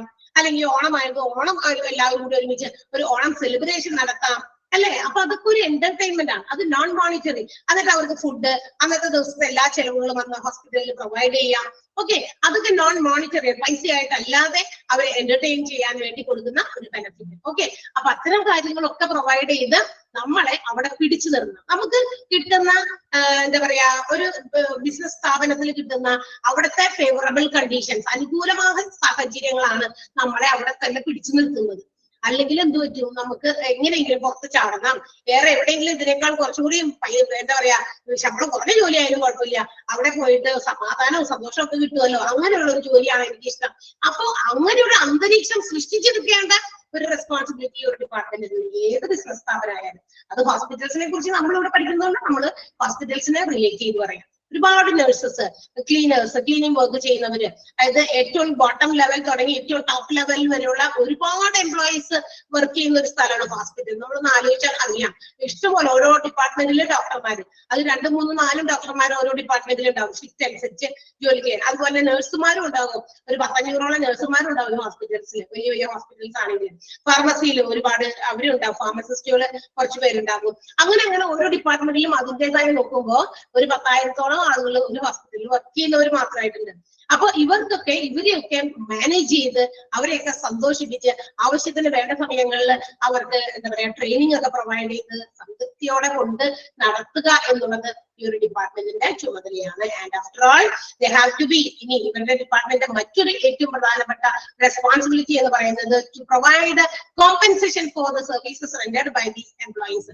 ഈ എംപ്ലോയീസ്, തൊഴിലാളികള് കൊടുക്കുന്ന സേവനങ്ങൾക്ക് അവർക്ക് അർഹിക്കുന്ന കോമ്പൻസേഷൻ, എന്താ, പ്രതിഫലം കൊടുക്കുക എന്ന് വെച്ചാൽ അവർക്ക് അർഹിക്കുന്ന കൂലി കൊടുക്കുക, അർഹിക്കുന്ന ശമ്പളം കൊടുക്കുക. ജോലി കുറെ എടുപ്പിച്ചിട്ട് എന്താ പറയാ വളരെ തുച്ഛമായ വേതനം കൊടുക്കുന്നത് ശരിയല്ല. അപ്പൊ ഒരു റീസണബിൾ ആയിട്ടുള്ള, അതായത് അവർക്ക് സംതൃപ്തിയാണ്, അവര് സാറ്റിസ്ഫൈഡ് ആണ്, നമുക്കും തൃപ്തിയാണ്. അല്ലെങ്കിൽ കിട്ടുന്നവൻ ഇത്രയും ജോലി ഞാൻ ചെയ്തിട്ട് എനിക്ക് കിട്ടുന്ന സാലറി ഇതാണല്ലോ എന്ന് അവർക്ക് മനസ്സോട് തോന്നാൻ പാടില്ല. കേൾക്കുമ്പോ അത് കിട്ടുമ്പോ, അല്ലെങ്കിൽ ആ ഒരു സാലറി കയ്യിൽ കിട്ടുമ്പോ, ഫസ്റ്റ് പേയ്മെന്റ് ഒക്കെ കിട്ടുമ്പോ, ഇത്രയും സാലറി കിട്ടുമ്പോ തന്നെ അവരുടെ മനസ്സ് എന്താ പറയാ സാറ്റിസ്ഫൈഡ്, ഹാപ്പി ആകും. ആ ഒരു മോഡിലേക്കൊക്കെ കൊണ്ടുവരാൻ റെസ്പോൺസിബിൾ ആയിട്ടുള്ള ഡിപ്പാർട്ട്മെന്റ് ആണ് ഹ്യൂമൻ റിസോഴ്സ് ഡിപ്പാർട്ട്മെന്റ് എന്ന് പറയുന്നത്. ക്ലിയർ ആയോ? ഹ്യൂമൻ റിസോഴ്സ് എന്ന് പറഞ്ഞപ്പോ മനസ്സിലായിപ്പോ കാര്യങ്ങള്? തൊഴിലാളികളെയൊക്കെ അതിന്റെ കൃത്യമായ ശരിയായ രീതിയിൽ മാനേജ് ചെയ്ത് കൊണ്ടുപോവുക. അത്ര എളുപ്പമുള്ള കാര്യമല്ല ഹ്യൂമൻ റിസോഴ്സിനെ മാനേജ് ചെയ്യാന്ന് പറയുന്നത്. കാരണം എന്റെ സ്വഭാവമല്ല നിങ്ങളുടെ ഓരോരുത്തർക്കും അല്ലെ, നമുക്ക് എല്ലാവർക്കും വേറെ വേറെ സ്വഭാവമാണ്. ആ സ്വഭാവം തന്നെ പല സമയത്തും മാറിക്കൊണ്ടിരിക്കും അല്ലെ. പെട്ടെന്ന് ഈ മറ്റേ അന്യനൊക്കെ ആയി പോകും. ആദ്യം കുറച്ചു നേരമൊക്കെ സന്തോഷിച്ചിരിക്കുകയാണെങ്കിൽ കുറച്ചു നേരം ഭയങ്കര മൂഡ് വേറെ മാറി കഴിയുമ്പോൾ വേറെ രീതിയിലാകും. അപ്പൊ പല രീതിയിലും ഇങ്ങനെ ടൈമിങ്ങിനനുസരിച്ച് മാറിക്കൊണ്ടിരിക്കും. നമ്മളുടെ ഉള്ളില് ഉള്ള ചില വികാരങ്ങളാണ് പുറത്തേക്ക് ഈ സന്തോഷമായിട്ടും സങ്കടമായിട്ടും ദേഷ്യമായിട്ടും ഒക്കെ വരിക അല്ലെ. അപ്പൊ ഇങ്ങനെയുള്ള ഒരാളിൽ തന്നെ ഈ പല സ്വഭാവ സവിശേഷതകൾ ഇങ്ങനെ മിന്നിമറയുമ്പോ ഇത്രയും കണക്കിന് ആൾക്കാരെ ഒരു ഹോസ്പിറ്റലിലെ ജോലിക്കാരൊക്കെ മാനേജ് ചെയ്യാന്ന് പറയുന്നത് അത്ര എളുപ്പമുള്ള കാര്യമില്ല നമുക്ക് മനസ്സിലാക്കാമല്ലോ. മനസ്സിലാക്കുക. Okay, and the next department is finance department. അപ്പൊ അടുത്തത് ഫിനാൻസ് മാനേജ്മെന്റ് ആണ്. ഫിനാൻസ് അഡ്മിനിസ്ട്രേഷൻ വേണ്ട മറ്റൊരു വിഭാഗമാണ് ഫിനാൻസ്. നമുക്കറിയാം പണത്തിന്റെ ഫിനാൻഷ്യൽ ആസ്പെക്ട്സിനെ കൺട്രോൾ ചെയ്യുക, മാനേജ് ചെയ്യുക എന്നുള്ളതാണ് ഈ ഒരു ഡിപ്പാർട്ട്മെന്റിന്റെ ഏറ്റവും പ്രധാനപ്പെട്ട റെസ്പോൺസിബിലിറ്റി. ഫിനാൻഷ്യൽ ആസ്പെക്ട് നമുക്കറിയാം ഹോസ്പിറ്റൽസിൽ ഒരുപാട് കാശ് ഇങ്ങോട്ടും വരുന്നുണ്ട്, അതോടൊപ്പം തന്നെ ഹോസ്പിറ്റലിൽ ഒരുപാട് ചെലവുകളുണ്ട്. ഒരുപാട് മെഡിസിൻസ്, എക്യുപ്മെന്റുകൾ, മെഷീനറീസ് ഒക്കെ പുതിയതൊക്കെ വാങ്ങുകയും ഒക്കെ വേണം. അതുപോലെ തന്നെ എന്താ പറയാ പേഷ്യൻസിൽ നിന്ന് കിട്ടുന്ന എമൗണ്ട്, അതൊക്കെ അവരുടെ ഫീസ്, അല്ലെങ്കിൽ ഡോക്ടേഴ്സിന് കിട്ടുന്ന ഫീസ്, മെഡിസിനിൽ നിന്ന് കിട്ടുന്ന എമൗണ്ട്, അതുപോലെ തന്നെ തേർഡ് പാർട്ടി ചിലർക്കൊക്കെ ഇൻഷുറൻസ് ഉള്ളവരായിരിക്കും. മെഡിക്ലെയിം ആണെങ്കിൽ തേർഡ് പാർട്ടി ഇൻഷുറൻസ് ഒക്കെ ഉണ്ട്. അപ്പൊ ആ ഇൻഷുറൻസ് കമ്പനിയിൽ നിന്ന് കിട്ടുന്ന ഫണ്ട്, ഇങ്ങനെ പല ഇൻകംസും ഉണ്ട്. അപ്പൊ ഇങ്ങനെ ഇൻകംസും എക്സ്പെൻസും ഒക്കെ ഉണ്ട്. ഇതിനെയൊക്കെ മാനേജ് ചെയ്ത് കൊണ്ടുപോകാൻ റെസ്പോൺസിബിൾ ആയിട്ടുള്ള ഡിപ്പാർട്ട്മെന്റ് ആണ് ഫിനാൻസ് ഡിപ്പാർട്ട്മെന്റ് എന്ന് പറയുന്നത്. And also they have to make financial budgets. അതായത് വരും വർഷങ്ങളിൽ അല്ലെങ്കിൽ അടുത്ത വർഷത്തേക്ക് ഓരോ ഡിപ്പാർട്ട്മെന്റിലും എന്തൊക്കെ മാറ്റങ്ങൾ കൊണ്ടുവരണം, ആ മാറ്റങ്ങൾക്ക് എന്തൊക്കെ ഫണ്ട് വേണം, അതിനുള്ള ബഡ്ജറ്റ് തയ്യാറാക്കുക, പ്ലാൻ ചെയ്യുക, അത് ഫ്യൂച്ചർ പർപ്പസിന് വേണ്ടിയിട്ടുള്ള കാര്യങ്ങളൊക്കെ തീരുമാനിക്കുക. ആൻഡ് ഓൾസോ ഈ പറയുന്ന ഡെവലപ്മെന്റുകൾ ഏതൊക്കെ ഡിപ്പാർട്ട്മെന്റുകൾ, വേരിയസ് ഡിപ്പാർട്ട്മെന്റിലേക്ക്, ഓരോ ഡിപ്പാർട്ട്മെന്റിലേക്കും എത്രത്തോളം ഫിനാൻഷ്യൽ റിസോഴ്സസ് വേണം എന്ന് തീരുമാനിക്കുക. അതൊക്കെ അവർക്ക് ഡിവൈഡ് ചെയ്തിട്ട് ഡിസ്ട്രിബ്യൂട്ട് ചെയ്തിട്ട് കൊടുക്കുക. ഇതിനു വേണ്ടിയിട്ട് ഫോർ ദെയർ അപ്ഗ്രഡേഷൻ പുതിയ ഡെവലപ്മെന്റുകൾ കൊണ്ടുവരാൻ. ഇപ്പൊ കാർഡിയോളജി വിഭാഗത്തിൽ പുതിയ ഏതെങ്കിലും മെഷീൻസ് വന്നു, അത് നമ്മുടെ ഹോസ്പിറ്റൽസിലും അഡോപ്റ്റ് ചെയ്യണം. ബിക്കോസ് അത്തരം എന്തെങ്കിലും ഒരു രോഗവുമായിട്ട് ബന്ധപ്പെട്ട, ഹാർട്ടിലെ എന്തെങ്കിലും രോഗവുമായിട്ട് ബന്ധപ്പെട്ട് വരുന്ന രോഗികൾ ഒരുപാട് ദൂരം താണ്ടി എന്താ പറയാ ദൂരെയുള്ള ഹോസ്പിറ്റൽസിലേക്ക് എത്തിക്കുന്ന സമയം കൊണ്ട് ആ രോഗിക്ക് എന്തും സംഭവിക്കാം അല്ലെ. അപ്പൊ അത്തരം കാര്യങ്ങൾ ഒഴിവാക്കാൻ നമ്മുടെ ഹോസ്പിറ്റൽസിൽ മാത്രം ഒരു മെഷീനറി ഇൻസ്റ്റാൾ ചെയ്ത് കഴിഞ്ഞാൽ എന്താണ്, നമുക്ക് അത്രയും അടുത്ത് ചുറ്റുവട്ടത്തുള്ള ആളുകൾക്ക് അങ്ങനത്തെ എന്തെങ്കിലും അസുഖങ്ങൾ വന്നു കഴിഞ്ഞാൽ എത്രയും നിയറസ്റ്റ് പ്ലേസസിൽ അത് എത്തിക്കുകയാണെങ്കിൽ അത്രയും പെട്ടെന്ന് അവരെ നമുക്ക് ആ രോഗത്തിൽ നിന്നും വൃത്തിയാക്കാനായിട്ട് സാധിക്കും. അപ്പൊ അതിനു വേണ്ടിയിട്ടുള്ള അപ്ഗ്രഡേഷൻസ് നടത്താൻ അങ്ങനെയുള്ള കാര്യങ്ങളൊക്കെ പ്ലാൻ ചെയ്യുന്നത് ഫിനാൻസ് ഡിപ്പാർട്ട്മെന്റ് ആണ്. അപ്പൊ അതിനു വേണ്ടിയിട്ടുള്ള ഫണ്ട് ഇവരാണ് എന്ത് ചെയ്യുന്നത്, ഓരോ ഡിപ്പാർട്ട്മെന്റുകൾക്കായിട്ട് ഇങ്ങനെ നീക്കി വെക്കുന്നത്. എല്ലാ ഡിപ്പാർട്ട്മെന്റിലും വളർച്ച വേണം അല്ലെ. ഏതെങ്കിലും ഒരു പർട്ടിക്കുലർ ഡിപ്പാർട്ട്മെന്റ് മാത്രം ഹോസ്പിറ്റൽസിൽ ഡെവലപ്ഡ് ആയാൽ പോരാ. കാരണം ഹോസ്പിറ്റൽ എന്ന് പറയുന്നത് എല്ലാ തരത്തിലുള്ള രോഗികളും വരുന്ന സ്ഥലമാണ്. അതുകൊണ്ട് ഓരോ വിഭാഗത്തിലും ഡെവലപ്മെന്റുകൾ അനിവാര്യമാണ് അല്ലെ, ഏറ്റവും ഇമ്പോർട്ടന്റ് ആണ്. അപ്പൊ അതുകൊണ്ട് തന്നെ അതിന് വേണ്ടിയിട്ടുള്ള അപ്ഗ്രഡേഷൻസ് വേണ്ടിയുള്ള ഫണ്ട് പ്രൊവൈഡ് ചെയ്യുന്നത് ഫിനാൻസ് ഡിപ്പാർട്ട്മെന്റ് ആണ്. ആൻഡ് ഓൾസോ ദേ മേക്ക് സ്റ്റാഫിന്റെ വേജ് സ്റ്റേറ്റ്മെന്റുകൾ, അവിടെ വർക്ക് ചെയ്യുന്ന ജോലിക്കാർക്കൊക്കെ അവരുടെയൊക്കെ വേജ് സ്റ്റേറ്റ്മെന്റ് ഇല്ലേ, അവരുടെ എന്താ പറയാ ശമ്പളവും കൂലിയൊക്കെ കൊടുക്കുന്നതിന്റെ സ്റ്റേറ്റ്മെന്റുകളൊക്കെ തയ്യാറാക്കി അതിന് വേണ്ടിയിട്ടുള്ള കാര്യങ്ങളൊക്കെ ചെയ്യുന്നത്. പിന്നെ ഹോസ്പിറ്റൽസിന് ആവശ്യമുള്ള സാധനങ്ങളൊക്കെ, ഫാർമസ്യൂട്ടിക്കൽസ്, ഡ്രഗ്സ്, മറ്റു കാര്യങ്ങളൊക്കെ പർച്ചേസ് ചെയ്യുന്നത്, അതിനെയൊക്കെ മുൻകൂട്ടി കണ്ട് അതിനൊക്കെ വേണ്ടിയിട്ട് എന്തൊക്കെ ഫണ്ടുകൾ പ്രൊവൈഡ് ചെയ്യണം അതൊക്കെ മാനേജ് ചെയ്യുന്നത് ഫിനാൻസ് ഡിപ്പാർട്ട്മെന്റ്. എന്ത് വാങ്ങിക്കണമെങ്കിലും ഫിനാൻസ് പ്രൊവൈഡ് ചെയ്യുന്നത് ഈ ഡിപ്പാർട്ട്മെന്റിന് അത്രേ ഉള്ളൂ. പിന്നെ ആളുകൾക്ക് സാലറി, വേജസ് ഒക്കെ കൊടുക്കുന്നതൊക്കെ ഫിനാൻസ് ഇങ്ങോട്ട് വരുന്നത് എവിടെയാണ് കാണിക്കുന്നത്, ഫിനാൻഷ്യൽ ഡിപ്പാർട്ട്മെന്റ്. അപ്പൊ എക്സ്പെൻഡ് ചെയ്യുന്നതും ആ ഡിപ്പാർട്ട്മെന്റിലൂടെ തന്നെയാണ്. അവിടെയാണത് ഫിനാൻഷ്യലിന്റെ എല്ലാ ആസ്പെക്റ്റും കൺട്രോൾ ചെയ്ത് മാനേജ് ചെയ്ത് കൊണ്ടുപോകാൻ റെസ്പോൺസിബിൾ ആയിട്ടുള്ള ഡിപ്പാർട്ട്മെന്റ് ആണ് ഫിനാൻസ് ഡിപ്പാർട്ട്മെന്റ് എന്ന് പറയുന്നത്. ക്ലിയർ ആയോ? മനസ്സിലായോ? പറയേ, എന്തെങ്കിലും ഡൗട്ട് ഉണ്ടോ? ഫിനാൻസ് ഡിപ്പാർട്ട്മെന്റ് കാണാൻ പറ്റില്ലല്ലോ. Okay, and the last department and the last part of our chapter ആണ് നമ്മുടെ ചാപ്റ്റർ ഇതോടുകൂടി തീരും. അഡ്മിനിസ്ട്രേഷൻ ഡിപ്പാർട്ട്മെന്റ് ആണ്. കുറെ ദിവസമായില്ലേ നമ്മള് തുടങ്ങി ഞാൻ ഈ ഒരു ചാപ്റ്റർ വെച്ചുകൊണ്ടിരിക്കുന്ന, അത്രയും ലെങ്തി ചാപ്റ്റർ ആയതുകൊണ്ടാണ് അല്ലെ, ഞാൻ മനഃപൂർവ്വം പിടിച്ചതല്ല. ബിക്കോസ് നമുക്കറിയാം ഹോസ്പിറ്റലിന്റെ ഡിഫറെന്റ് ആയിട്ടുള്ള ഡിപ്പാർട്ട്മെന്റുകളെ കുറിച്ചിട്ടാണ്. അപ്പൊ ഡിപ്പാർട്ട്മെന്റുകളിൽ ഓരോന്നും ഓരോ രീതിയിലുള്ള ഫങ്ഷൻസ് ആണ് ഓരോ ഡിപ്പാർട്ട്മെന്റിനും ഉള്ളത്. ഓരോ എന്തൊക്കെ രോഗങ്ങൾക്ക് വേണ്ടിയിട്ടാണ് ഓരോ ഡിപ്പാർട്ട്മെന്റും, അവിടെ ഏതൊക്കെ തരത്തിലുള്ള രോഗങ്ങളാണ്, അത് ഏത് തരത്തിലുള്ള രോഗങ്ങൾക്കാണ്, അതെങ്ങനെയാണ് മനസ്സിലാക്കുന്നത്, അങ്ങനെയുള്ള ഒത്തിരി കാര്യങ്ങൾ ഇതിന്റെ കണക്ട് ചെയ്ത് നമുക്ക് പറയാനുണ്ടായത് കൊണ്ടാണ് അത്രയും നീണ്ടുപോയത് കേട്ടോ. അപ്പൊ ലാസ്റ്റ് ഡിപ്പാർട്ട്മെന്റ് ആണ് അഡ്മിനിസ്ട്രേഷൻ. അതെന്തായിരിക്കും ആ ഒരു അഡ്മിനിസ്ട്രേഷൻ എന്ന് പറയുന്ന department? That is what we are studying. നമ്മൾ പഠിക്കുന്ന ആ ഒരു കോഴ്സ് റിലേറ്റഡ് ആയിട്ടുള്ള ഒരു ഡിപ്പാർട്ട്മെന്റ് ആണ്. That means to administer or to look after all the day-to-day operations of the hospital. ഒരു ഹോസ്പിറ്റലിന്റെ ദൈനംദിന പ്രവർത്തനങ്ങളെല്ലാം നോക്കി കാണുക, അതിനെയൊക്കെ മാനേജ് ചെയ്ത് കൺട്രോൾ ചെയ്ത് കൊണ്ടുപോകുക.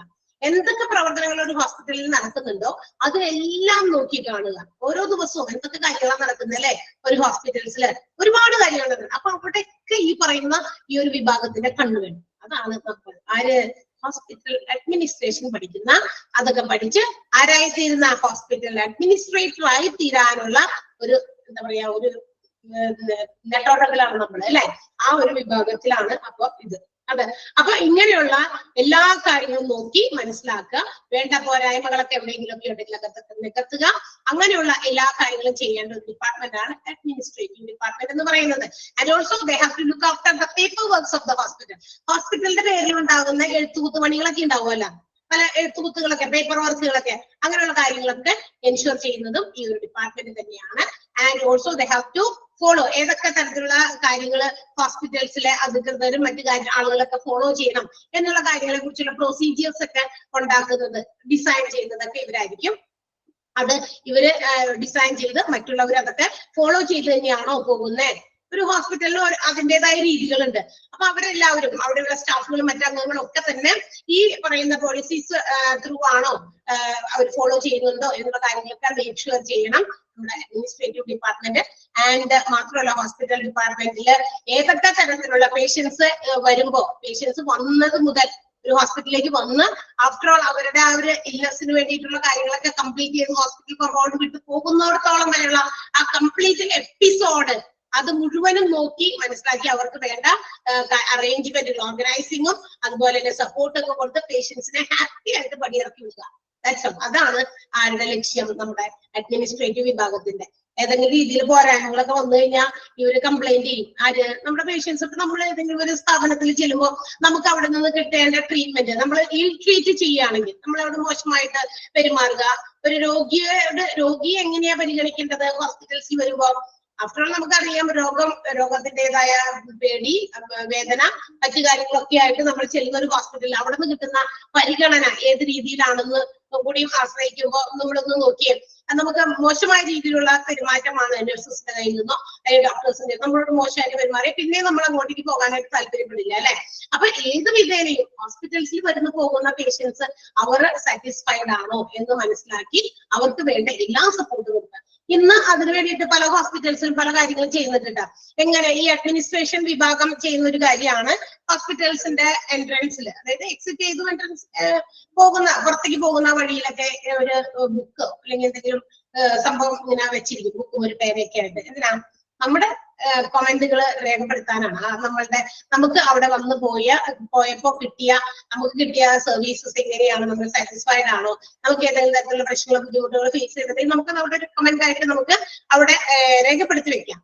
അപ്പൊ അങ്ങനെ ഉണ്ടെങ്കിൽ അത് അവര് എന്തിനാ അത് കുറെ കഴിയുമ്പോ ആ ബുക്ക് തീർന്നു കഴിയുമ്പോൾ മാറ്റി അടുത്ത ബുക്ക് എടുത്ത് വെക്കും. അങ്ങനെയാണോ? അല്ല. അവർക്ക് അതിൽ നിന്ന് നോക്കിക്കഴിഞ്ഞാൽ ഏതൊക്കെ തരത്തില് കോമൺ ആയിട്ട് ചില കംപ്ലൈന്റുകൾ റിപ്പീറ്റ് ചെയ്ത് വന്നിട്ടുണ്ടോ അത്തരം കംപ്ലൈന്റുകളൊക്കെ മാറ്റി തിരുത്തി മുമ്പിലേക്ക് മാറ്റങ്ങളിലൂടെ അല്ലെങ്കിൽ നല്ല രീതിയിൽ അതിനെ എടുത്ത് അത് എന്താ പറയാ അത്തരം കാര്യങ്ങൾ ഒഴിവാക്കി ഫോർവേഡ് മുന്നോട്ടേക്ക് പോകാനായിട്ട് ഹോസ്പിറ്റൽസിന് സാധിക്കും. അപ്പൊ അത്തരം തീരുമാനങ്ങളൊക്കെ എടുക്കണമെങ്കിൽ ഇതുപോലെയുള്ള എല്ലായിടത്തും ഇപ്പൊ നമ്മൾ പറഞ്ഞ ഈ ഓരോ ഡിപ്പാർട്ട്മെന്റും അവരവരുടെ ഡ്യൂട്ടി ഉണ്ട്. എപ്പോഴും എല്ലായിടത്തും വരെ കണ്ണെത്തിയൊന്നും വരില്ല. ഇപ്പൊ ചില അറിയപ്പെടാതെ അല്ലെങ്കിൽ ഇതുപോലെയുള്ള മോശം ട്രീറ്റ്മെന്റുകൾ പേഷ്യൻസിന് കിട്ടുന്നുണ്ടെങ്കിൽ അത് ചിലപ്പോ വെളിച്ചത്ത് വരില്ല. അപ്പൊ ഇങ്ങനെയുള്ള ഇത്തരം ഈ പറയുന്ന റിവ്യൂസ് ഒക്കെ നമ്മൾ എഴുതി വെക്കുമ്പോൾ അത് പേഷ്യൻസിൽ നിന്ന് കിട്ടുന്ന റിവ്യൂ ആയിട്ട് ഏറ്റെടുത്ത് അവർക്ക് അതിൽ എന്തെങ്കിലും തരത്തിലുള്ള തിരുത്തലുകൾ വരുത്തിപ്പിക്കാം. അവർക്ക് ഈ ഹോസ്പിറ്റൽ അഡ്മിനിസ്ട്രേറ്റീവ് വിഭാഗത്തിന് അവര് ഏത് വിഭാഗത്തിൽ നിന്നാണ് അത്തരം കാര്യങ്ങൾ വരുന്നതെന്ന് അവരോട് ചെന്ന് അവരായിട്ട് കമ്മ്യൂണിക്കേറ്റ് ചെയ്ത് ഇത്തരം പ്രശ്നങ്ങൾ പേഷ്യൻസ് ഇവിടെ വരുമ്പോൾ അവർ നേരിടുന്നുണ്ട്, we have to solve it. അത് നമുക്കത് പരിഹരിക്കണം. അങ്ങനെയുള്ള കംപ്ലൈന്റുകൾ ഇനി വരാൻ പാടില്ല. അത് എന്തുകൊണ്ടാണ് അതിന്റെ റൂട്ട് കാരണങ്ങളും മറ്റും അന്വേഷിച്ച് അത്തരം തിരുത്തലുകൾ വരുത്തേണ്ട സ്ഥലങ്ങളിൽ തിരുത്തിക്കൊണ്ട് പോകണം. അല്ലാണ്ട് കുറ്റമൊക്കെ ഉണ്ട്, ശരി, സമ്മതിച്ചു, ആ കുറ്റങ്ങൾ അങ്ങനെ തന്നെ കഴിഞ്ഞു പോട്ടെ, അല്ലെങ്കിൽ അതിനെതിരെ കണ്ടയ്ക്കാൻ പറ്റുമോ? ഇല്ല, ഒരിക്കലും പാടില്ല. അത് അങ്ങനെ അതിനെ എങ്ങനെ ഇല്ലാതാക്കി നല്ല രീതിയിൽ മുന്നോട്ട് കൊണ്ടുപോകും. നിങ്ങളിപ്പോ ഓരോ കാര്യങ്ങൾ നമ്മളിപ്പോ എന്തെങ്കിലുമൊക്കെ പറയുമ്പോൾ ക്ലാസ്സസിനെ കുറിച്ചും മറ്റു കാര്യങ്ങളൊക്കെ നമ്മൾ ഇങ്ങനെ ഷെയർ ചെയ്യാറുണ്ട് അല്ലെ. ഇവർക്കൊക്കെ നമ്മൾ അങ്ങനെയുള്ള കാര്യങ്ങളൊക്കെ നമ്മൾ ചോദിച്ചിരുന്നു, പറഞ്ഞിരുന്നു. നിങ്ങൾക്ക് ക്ലാസ്സിനെ കുറിച്ചിട്ടും മറ്റൊക്കെ നിങ്ങളോട് ചോദിക്കുമ്പോൾ നിങ്ങൾ തരുന്ന ആ ഒരു റെസ്പോൺസ്, അതിൽ നിന്ന് നമ്മൾ കുറെ കാര്യങ്ങളൊക്കെ മനസ്സിലാക്കി എവിടേക്കാണ് പോരായ്മകൾ എവിടെയെങ്കിലും ഉണ്ടോ അതൊക്കെ നികത്തിക്കൊണ്ടുവരാൻ ശ്രമിച്ചിട്ടുണ്ട് പലപ്പോഴും. ശ്രമിച്ചോ? ഞങ്ങൾ ഇല്ലേ? പറ, നിങ്ങൾ പറ. കുറെ പോരായ്മകള് നിങ്ങൾക്ക് ഉണ്ടായ പോരായ്മകളൊക്കെ നികത്തി അതിനെയൊക്കെ ഇല്ലാതാക്കി കുറെയൊക്കെ ക്ലിയർ ചെയ്ത് നല്ല ക്ലാസ്സുകൾ തരാനായിട്ട് നമ്മൾ പരമാവധി നമ്മൾ ശ്രമിച്ചിട്ടുണ്ട്. അതൊക്കെ നല്ല രീതിയിൽ പോകുന്നുണ്ടെന്നാണ് ഇപ്പൊ നമ്മളുടെ ഒരു വിശ്വാസം. അല്ലെങ്കിൽ നിങ്ങൾ വീണ്ടും വീണ്ടും നമ്മളോട് ചോദിക്കുമായിരുന്നല്ലോ ഒരുപാട്, ഞാൻ ഒരു ടീച്ചറായിട്ട് പറയാറുണ്ട്, അത് പറയാറുണ്ട്, കംപ്ലൈന്റുകൾ പറയുമായിരുന്നു. നമുക്കറിയാം ഏത് കാര്യവും നമ്മൾ തുടക്കത്തില് പല പോരായ്മകളും ആളുകൾക്ക് ഉണ്ടാകും. കാരണം ചിലപ്പോ ആദ്യമായിട്ട് ഇത്രയും കുട്ടികളൊക്കെ ഫേസ് ചെയ്യുന്നതിൻ്റെതായ ബുദ്ധിമുട്ടുകൾ, നമ്മൾ നേരിട്ടുള്ള ക്ലാസ്സുകളൊക്കെ ആകുമ്പോൾ അത്തരം പ്രശ്നങ്ങളില്ല. കാരണം നമ്മൾ അവരുടെ ഫേസിനെ കാണാൻ, ഫേഷ്യൽ എക്സ്പ്രഷൻസ് നമുക്ക് മനസ്സിലാകും എങ്ങനെയാണ് അവർക്ക് ഫോളോ ചെയ്യാൻ പറ്റുന്നുണ്ടോ എന്ന്. ഇത് നമുക്കറിയില്ല, കാരണം നിങ്ങൾ എല്ലാവരും വീഡിയോ ഓഫ് ചെയ്തിട്ടായിരിക്കുന്നത്. അപ്പൊ നിങ്ങളുടെ ഫേഷ്യൽ എക്സ്പ്രഷനിൽ നിന്ന് നമുക്ക് മേക്ക് ഔട്ട് ചെയ്യാൻ പറ്റുന്നില്ല നിങ്ങൾ സാറ്റിസ്ഫൈഡ് ആണ് ക്ലാസ്സുകളിൽ എന്നുള്ള കാര്യങ്ങൾ. എപ്പോഴും ഒന്നും ചോദിക്കാൻ പറ്റില്ലല്ലോ. അതുകൊണ്ട് ആദ്യത്തെ കുറച്ച് ദിവസങ്ങളൊക്കെ നമ്മൾ ചോദിച്ചു, നിങ്ങൾ തന്ന ഇൻഫർമേഷൻസും നിങ്ങൾ പറഞ്ഞ കംപ്ലൈന്റുകളും ഒക്കെ നികത്തി നമ്മൾ നല്ല രീതിയിൽ നിങ്ങൾക്ക് ക്ലാസ്സുകൾ തരാനായിട്ട് ശ്രമിച്ചു എന്ന് തന്നെ പറയാം. അതുപോലെ ഏത് ബിസിനസ് സംരംഭങ്ങൾ ഉണ്ടാകും, ഒത്തിരി പോരായ്മകൾ ഉണ്ടാകും. പോരായ്മകൾ ഉണ്ടായാലല്ലേ അതിനെയൊക്കെ നല്ലതാക്കാൻ പറ്റുള്ളൂ നമുക്ക്, അല്ലെ? ലിമിറ്റേഷൻസ് ഉണ്ടാകും തീർച്ചയായിട്ടും. നമുക്ക് എല്ലാവർക്കും പോരായ്മകളുണ്ട്. പോരായ്മകൾ ഇല്ലാത്ത മനുഷ്യനുണ്ടോ? പോരായ്മകൾ വേണം തീർച്ചയായിട്ടും. അത് മറ്റുള്ളവർ നമ്മൾക്ക് പറഞ്ഞു തന്ന് അതിനെ തിരുത്തുമ്പോൾ നമ്മൾ ആരായി മാറി? അത് തിരുത്തി നല്ല രീതിയിൽ മുന്നോട്ട് വരുമ്പോൾ നമ്മൾ പെർഫെക്റ്റ്. ഈ സ്വർണ്ണമൊക്കെ എന്താ ചെയ്യാ? ഉരുക്കിയിട്ടാണ് അതിനെ നല്ല മനോഹരമായ ഓർണമെന്റുകളാക്കി മാറ്റുക, അല്ലെ? അല്ലെങ്കിൽ ഉരുക്കിയില്ലാതെ ഇങ്ങനെ കട്ടയാക്കിയിട്ട് ഒരു കട്ടയായിട്ട് അതിന് വല്ല ഭംഗിയുണ്ടോ? അതൊരു കട്ട മാത്രം, അല്ലെ? അതിനെ തീയിട്ട് ഉരുക്കി അതിനെ എന്താ പറയാ മനോഹരമായ ഡിസൈൻസ് കൊടുത്ത് അതിനെ ഓർണമെന്റുകളാക്കി മാറ്റുമ്പോൾ അതിന് മാറ്റു കൂടും, അതിന് ഭംഗി കൂടും, അല്ലെ? അതിന്റെ ആ ഒരു നമുക്ക് എല്ലാവർക്കും ഹായ് എന്നൊക്കെ പറയാനുള്ള ആ ഒരു ഇത് കൂടും. അതുപോലെ ഒരുപാട് ലിമിറ്റേഷൻസ് ഉണ്ട് മനുഷ്യന്മാർക്ക്. അതിനെയൊക്കെ ആ പോരായ്മകളൊക്കെ ഇല്ലാതാക്കാൻ ഒരുപാട് നമുക്ക് പരിശ്രമിച്ചാൽ ശരിയാക്കാൻ പറ്റാത്തതൊന്നുമില്ല. നമുക്ക് എന്ത് കാര്യവും നമുക്ക് ബെറ്റർ ആക്കാൻ സാധിക്കും. പ്രാക്ടീസ് മേക്സ് മാൻ പെർഫെക്റ്റ് എന്നാണ്. ഓക്കെ, ഒരുപാട് പ്രാക്ടീസിങ്ങിലൂടെ പല കാര്യങ്ങളും തിരുത്തലുകൾ നമുക്ക് കൊണ്ടുവരാൻ സാധിക്കും. അപ്പൊ അതുപോലെ തിരുത്തലുകളൊക്കെ കൊണ്ടുവന്ന് ഏകദേശം എല്ലാവരും സെറ്റായി എന്നാണ് ഇപ്പൊ എനിക്ക് തോന്നുന്നത്. ഞാൻ ഇതിനും കൂടെ ചേർത്ത് പറഞ്ഞത് മാത്രമേ ഉള്ളൂ. അപ്പൊ എല്ലാ തരത്തിലുള്ള ഓവറോൾ ഹോസ്പിറ്റൽസിന്റെ എല്ലാ ഫങ്ഷൻസും സർവീസസും ഇന്റഗ്രേറ്റ് ചെയ്ത് കോർഡിനേറ്റ് ചെയ്ത് കൊണ്ടുപോകാൻ റെസ്പോൺസിബിൾ ആയിട്ടുള്ള ഡിപ്പാർട്ട്മെന്റ് ആണ് അഡ്മിനിസ്ട്രേറ്റീവ് ഡിപ്പാർട്ട്മെന്റ് എന്ന് പറയുന്നത്. ഓക്കെ, അപ്പൊ ഇന്റഗ്രേറ്റ് എന്ന് പറഞ്ഞാൽ എല്ലാവരെയും കോർഡിനേറ്റ് ചെയ്ത് ഒരു കുടക്കീഴിലാക്കി മനോഹരമായിട്ട്, അല്ലെ, ഭംഗിയായിട്ട് മുന്നോട്ടേക്ക് കൊണ്ടുപോകാൻ റെസ്പോൺസിബിൾ ആയിട്ടുള്ള ഡിപ്പാർട്ട്മെന്റ് ആണ്. ഒരുപാട് ഫങ്ഷൻസും സർവീസസും ഹോസ്പിറ്റൽസിൽ നടക്കുന്നുണ്ട്. ഇതെല്ലാം ഒരുമിച്ച് ഇന്റഗ്രേറ്റ് ചെയ്ത് കൊണ്ടുപോകണം, അല്ലെ? എല്ലാം ഒരേപോലെ. ഒരു വീട്, നമ്മളുടെ ഒരു വീട് നമുക്കറിയാം. ഒരു വീട്ടിൽ ഒരുപാട് എന്താ പറയാ ഉള്ള അംഗങ്ങൾക്ക് ഓരോരുത്തർക്കും ഇഷ്ടങ്ങളും അനിഷ്ടങ്ങളും ഓരോരുത്തരുടെയും ബിഹേവിയറിലും ഒക്കെ ഒരുപാട് മാറ്റങ്ങളൊക്കെ ഉണ്ട്. ഒരു വീട്ടിലാകെ 5-6 പേരുള്ളൂ. ഈ 5-6 പേരുകളിൽ ഉണ്ടാകുന്ന എന്താ പറയാ ബിഹേവിയർ പാറ്റേൺ മാറ്റമുണ്ട്. അല്ലെങ്കിൽ ഓരോരുത്തർക്ക് ഇഷ്ടങ്ങളും അനിഷ്ടങ്ങളും ഒക്കെ എല്ലാം ഒരുപോലെയല്ല. അവരവരുടേതായ ലൈക്സും ഡിസ്ലൈക്സും ഉണ്ട്. ഇതെല്ലാം കൺട്രോൾ ചെയ്ത് മനോഹരമാക്കി ഒരു വീടിനെ നമുക്ക് കൊണ്ടുപോകാൻ പറ്റുമല്ലോ, മാനേജ് ചെയ്ത്. ഒരു ഹോസ്പിറ്റൽ ഒരു എന്താ പറയാ ഒരു ഹൗസ് അഡ്മിനിസ്ട്രേറ്റർ എന്ന നിലയിൽ നമ്മളെല്ലാവരും അതിൻ്റെതായ കാര്യങ്ങൾ ചെയ്യുന്നുണ്ട്, അല്ലെ? അതൊക്കെ വളരെ ഭംഗിയായി അഡ്മിനിസ്ട്രേറ്റ് ചെയ്ത് കൊണ്ടുപോകുന്നില്ലേ? അപ്പൊ പിന്നെ ഹോസ്പിറ്റൽസ് എന്ന് പറയുന്നത് അത്ര ചെറിയ സ്ഥലമൊന്നുമല്ല. ഒരുപാട് എംപ്ലോയീസും മറ്റും ഉള്ളവരാണ്.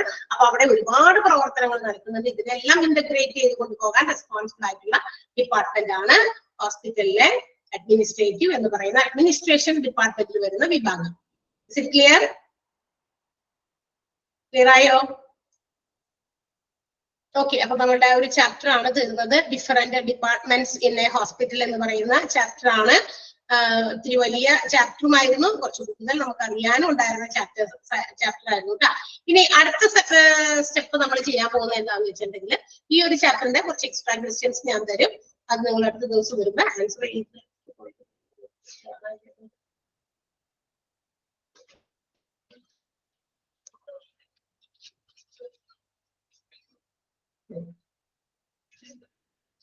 ഞാൻ കുറച്ച് ക്വസ്റ്റ്യൻസ് തരും. ആ ക്വസ്റ്റ്യൻസ് നിങ്ങൾ ഒന്ന് ആൻസർ ചെയ്തിട്ട് വെക്കാം അടുത്ത ദിവസത്തേക്ക്.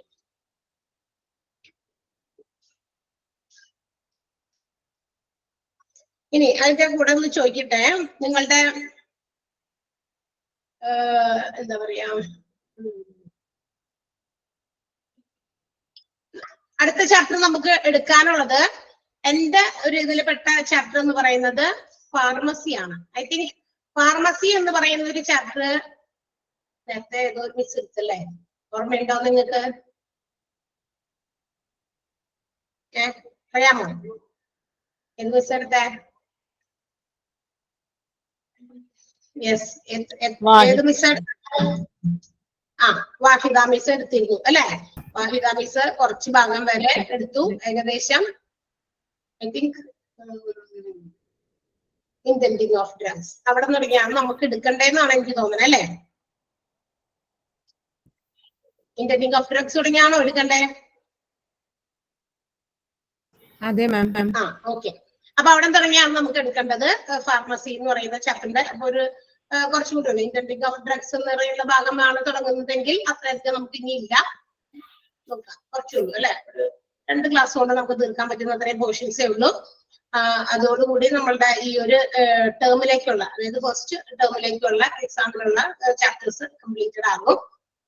അപ്പൊ അതിനു മുമ്പ് ഞാൻ ഈ ഒരു ചാപ്റ്ററിലെ കുറച്ച് ക്വസ്റ്റ്യൻസ് തരാം, നിങ്ങളൊന്ന് വേഗം എഴുതിയെടുക്കാം കേട്ടോ, ചോദ്യം എഴുതിയെടുക്കാം.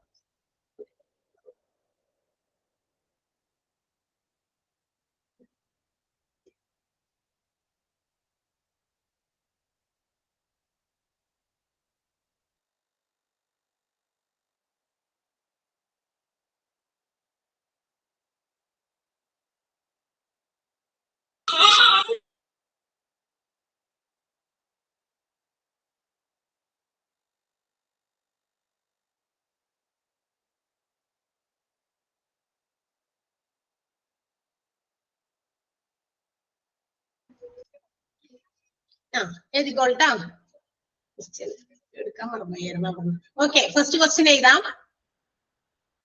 റെഡി ആയോ? ബുക്കൊക്കെ എടുത്താ?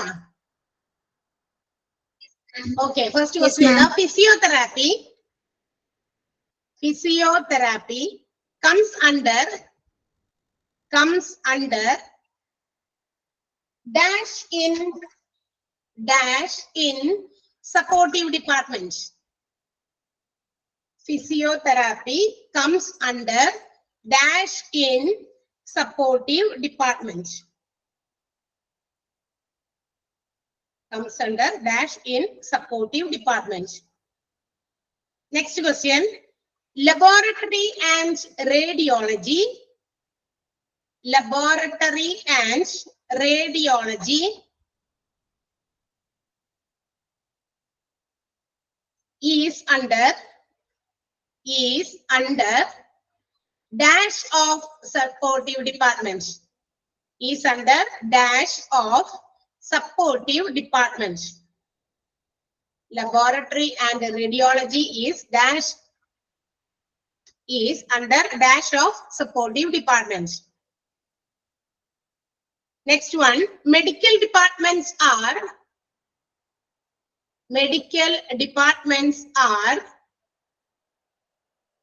classified as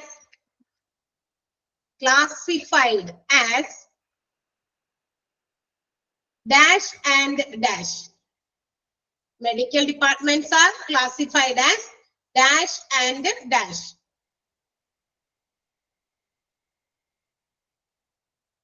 Next one, general surgery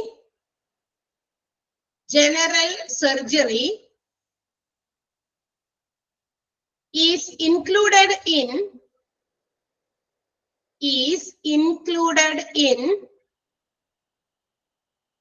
dash of medical departments. General surgery is included in dash of medical departments.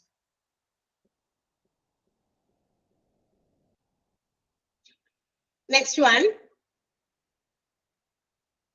dash is the department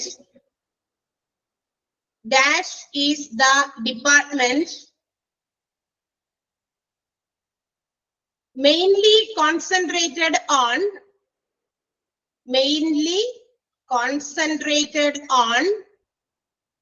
dash is the department mainly concentrated on providing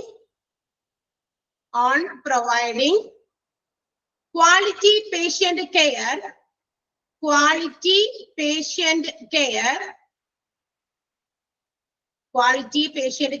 to elderly people.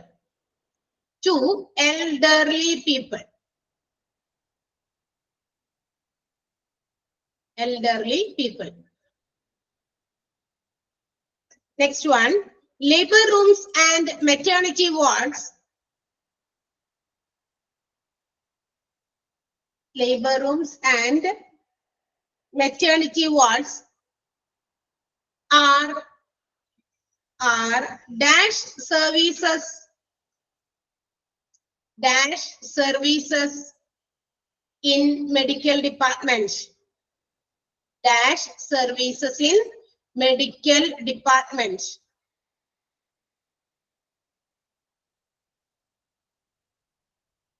Next one, consultation doctors. എഴുതാൻ പറ്റുന്നുണ്ടോ? Okay. Consultation doctors are okay. Consultation doctors are usually appointed.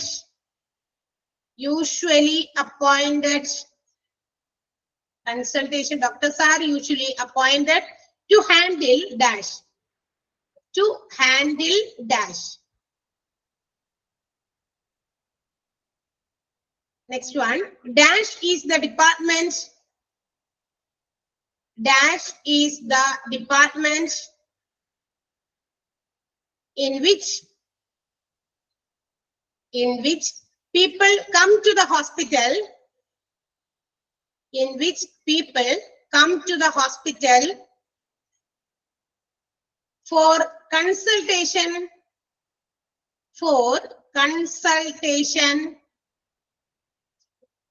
But not for admission.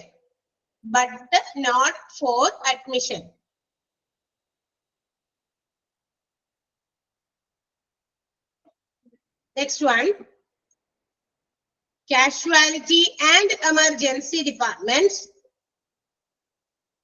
Casualty and emergency departments are also called dash. Casualty and emergency department are also called dash.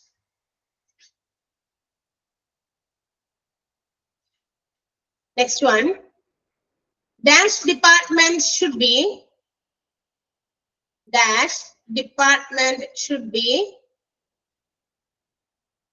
well equipped with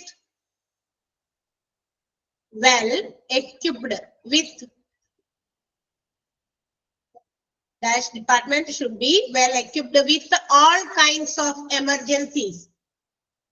With all kinds of emergencies.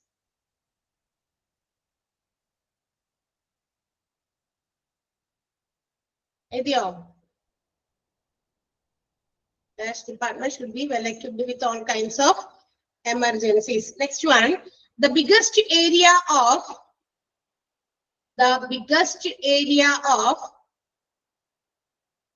heart disease. The biggest area of heart disease is dash.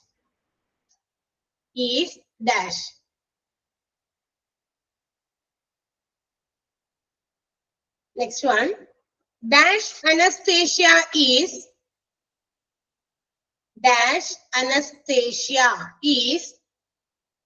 provided.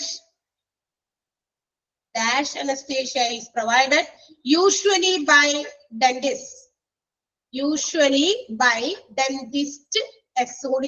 Dentist. Dash anesthesia is usually provided by dentists. Next one, patient's blood pressure. Patient's blood pressure, heart rhythm, heart rhythm, H-E-A-R-T, heart rhythm, R-H-Y-T-H-M, heart rhythm, temperature level,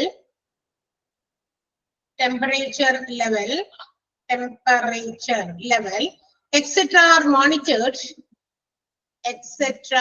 are monitored in dash anesthesia. Monitored in dash anesthesia.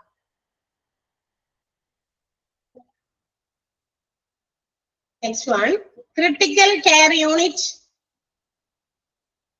Critical care unit is the other name for dash. Critical care unit is the other name for dash. Critical care unit is the other name for dash. Critical care unit എന്തിന്റെ പേരാണ്? എന്റെ മറ്റൊരു പേരാണ്. Next one, ENT surgeon is called dash. ENT surgeon is called dash. ENT surgeon വിളിക്കുന്ന പേര്.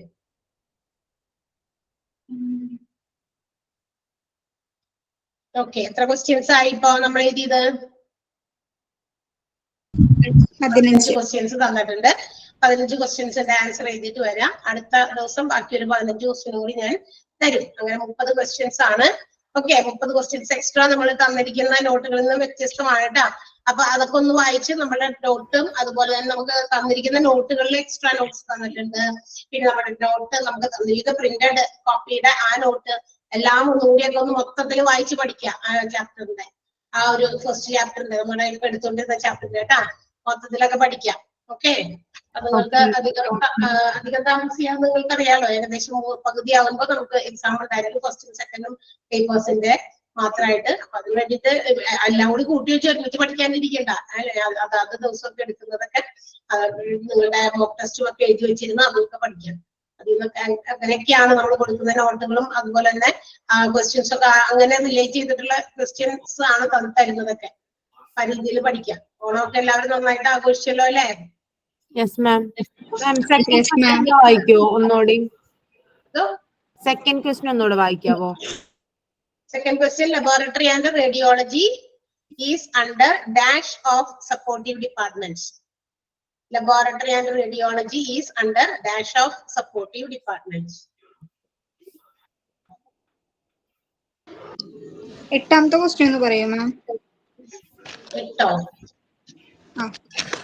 Dash is the departments to which people come to the hospital for consultation but not for admission. Okay. Ma'am, on 6 പറഞ്ഞു തരുമോ? Labor rooms and maternity wards are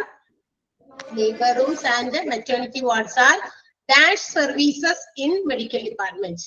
Dash services ഏത് സേവനമാണെന്നാണ് ചോദ്യം. In medical departments. Okay, അതിന്റെയൊക്കെ answers വേഗം കണ്ടുപിടിച്ച് വെച്ചേക്ക. ഞാൻ വരുമ്പോ വായിപ്പിക്കോട്ടെ. അപ്പൊ ചെറുപടയൊന്ന് വേഗം വായിച്ച് ആൻസർ പറയണേ. Okay, thank you ma'am. Thank you, ma'am. Thank you, ma'am. Thank you, ma'am.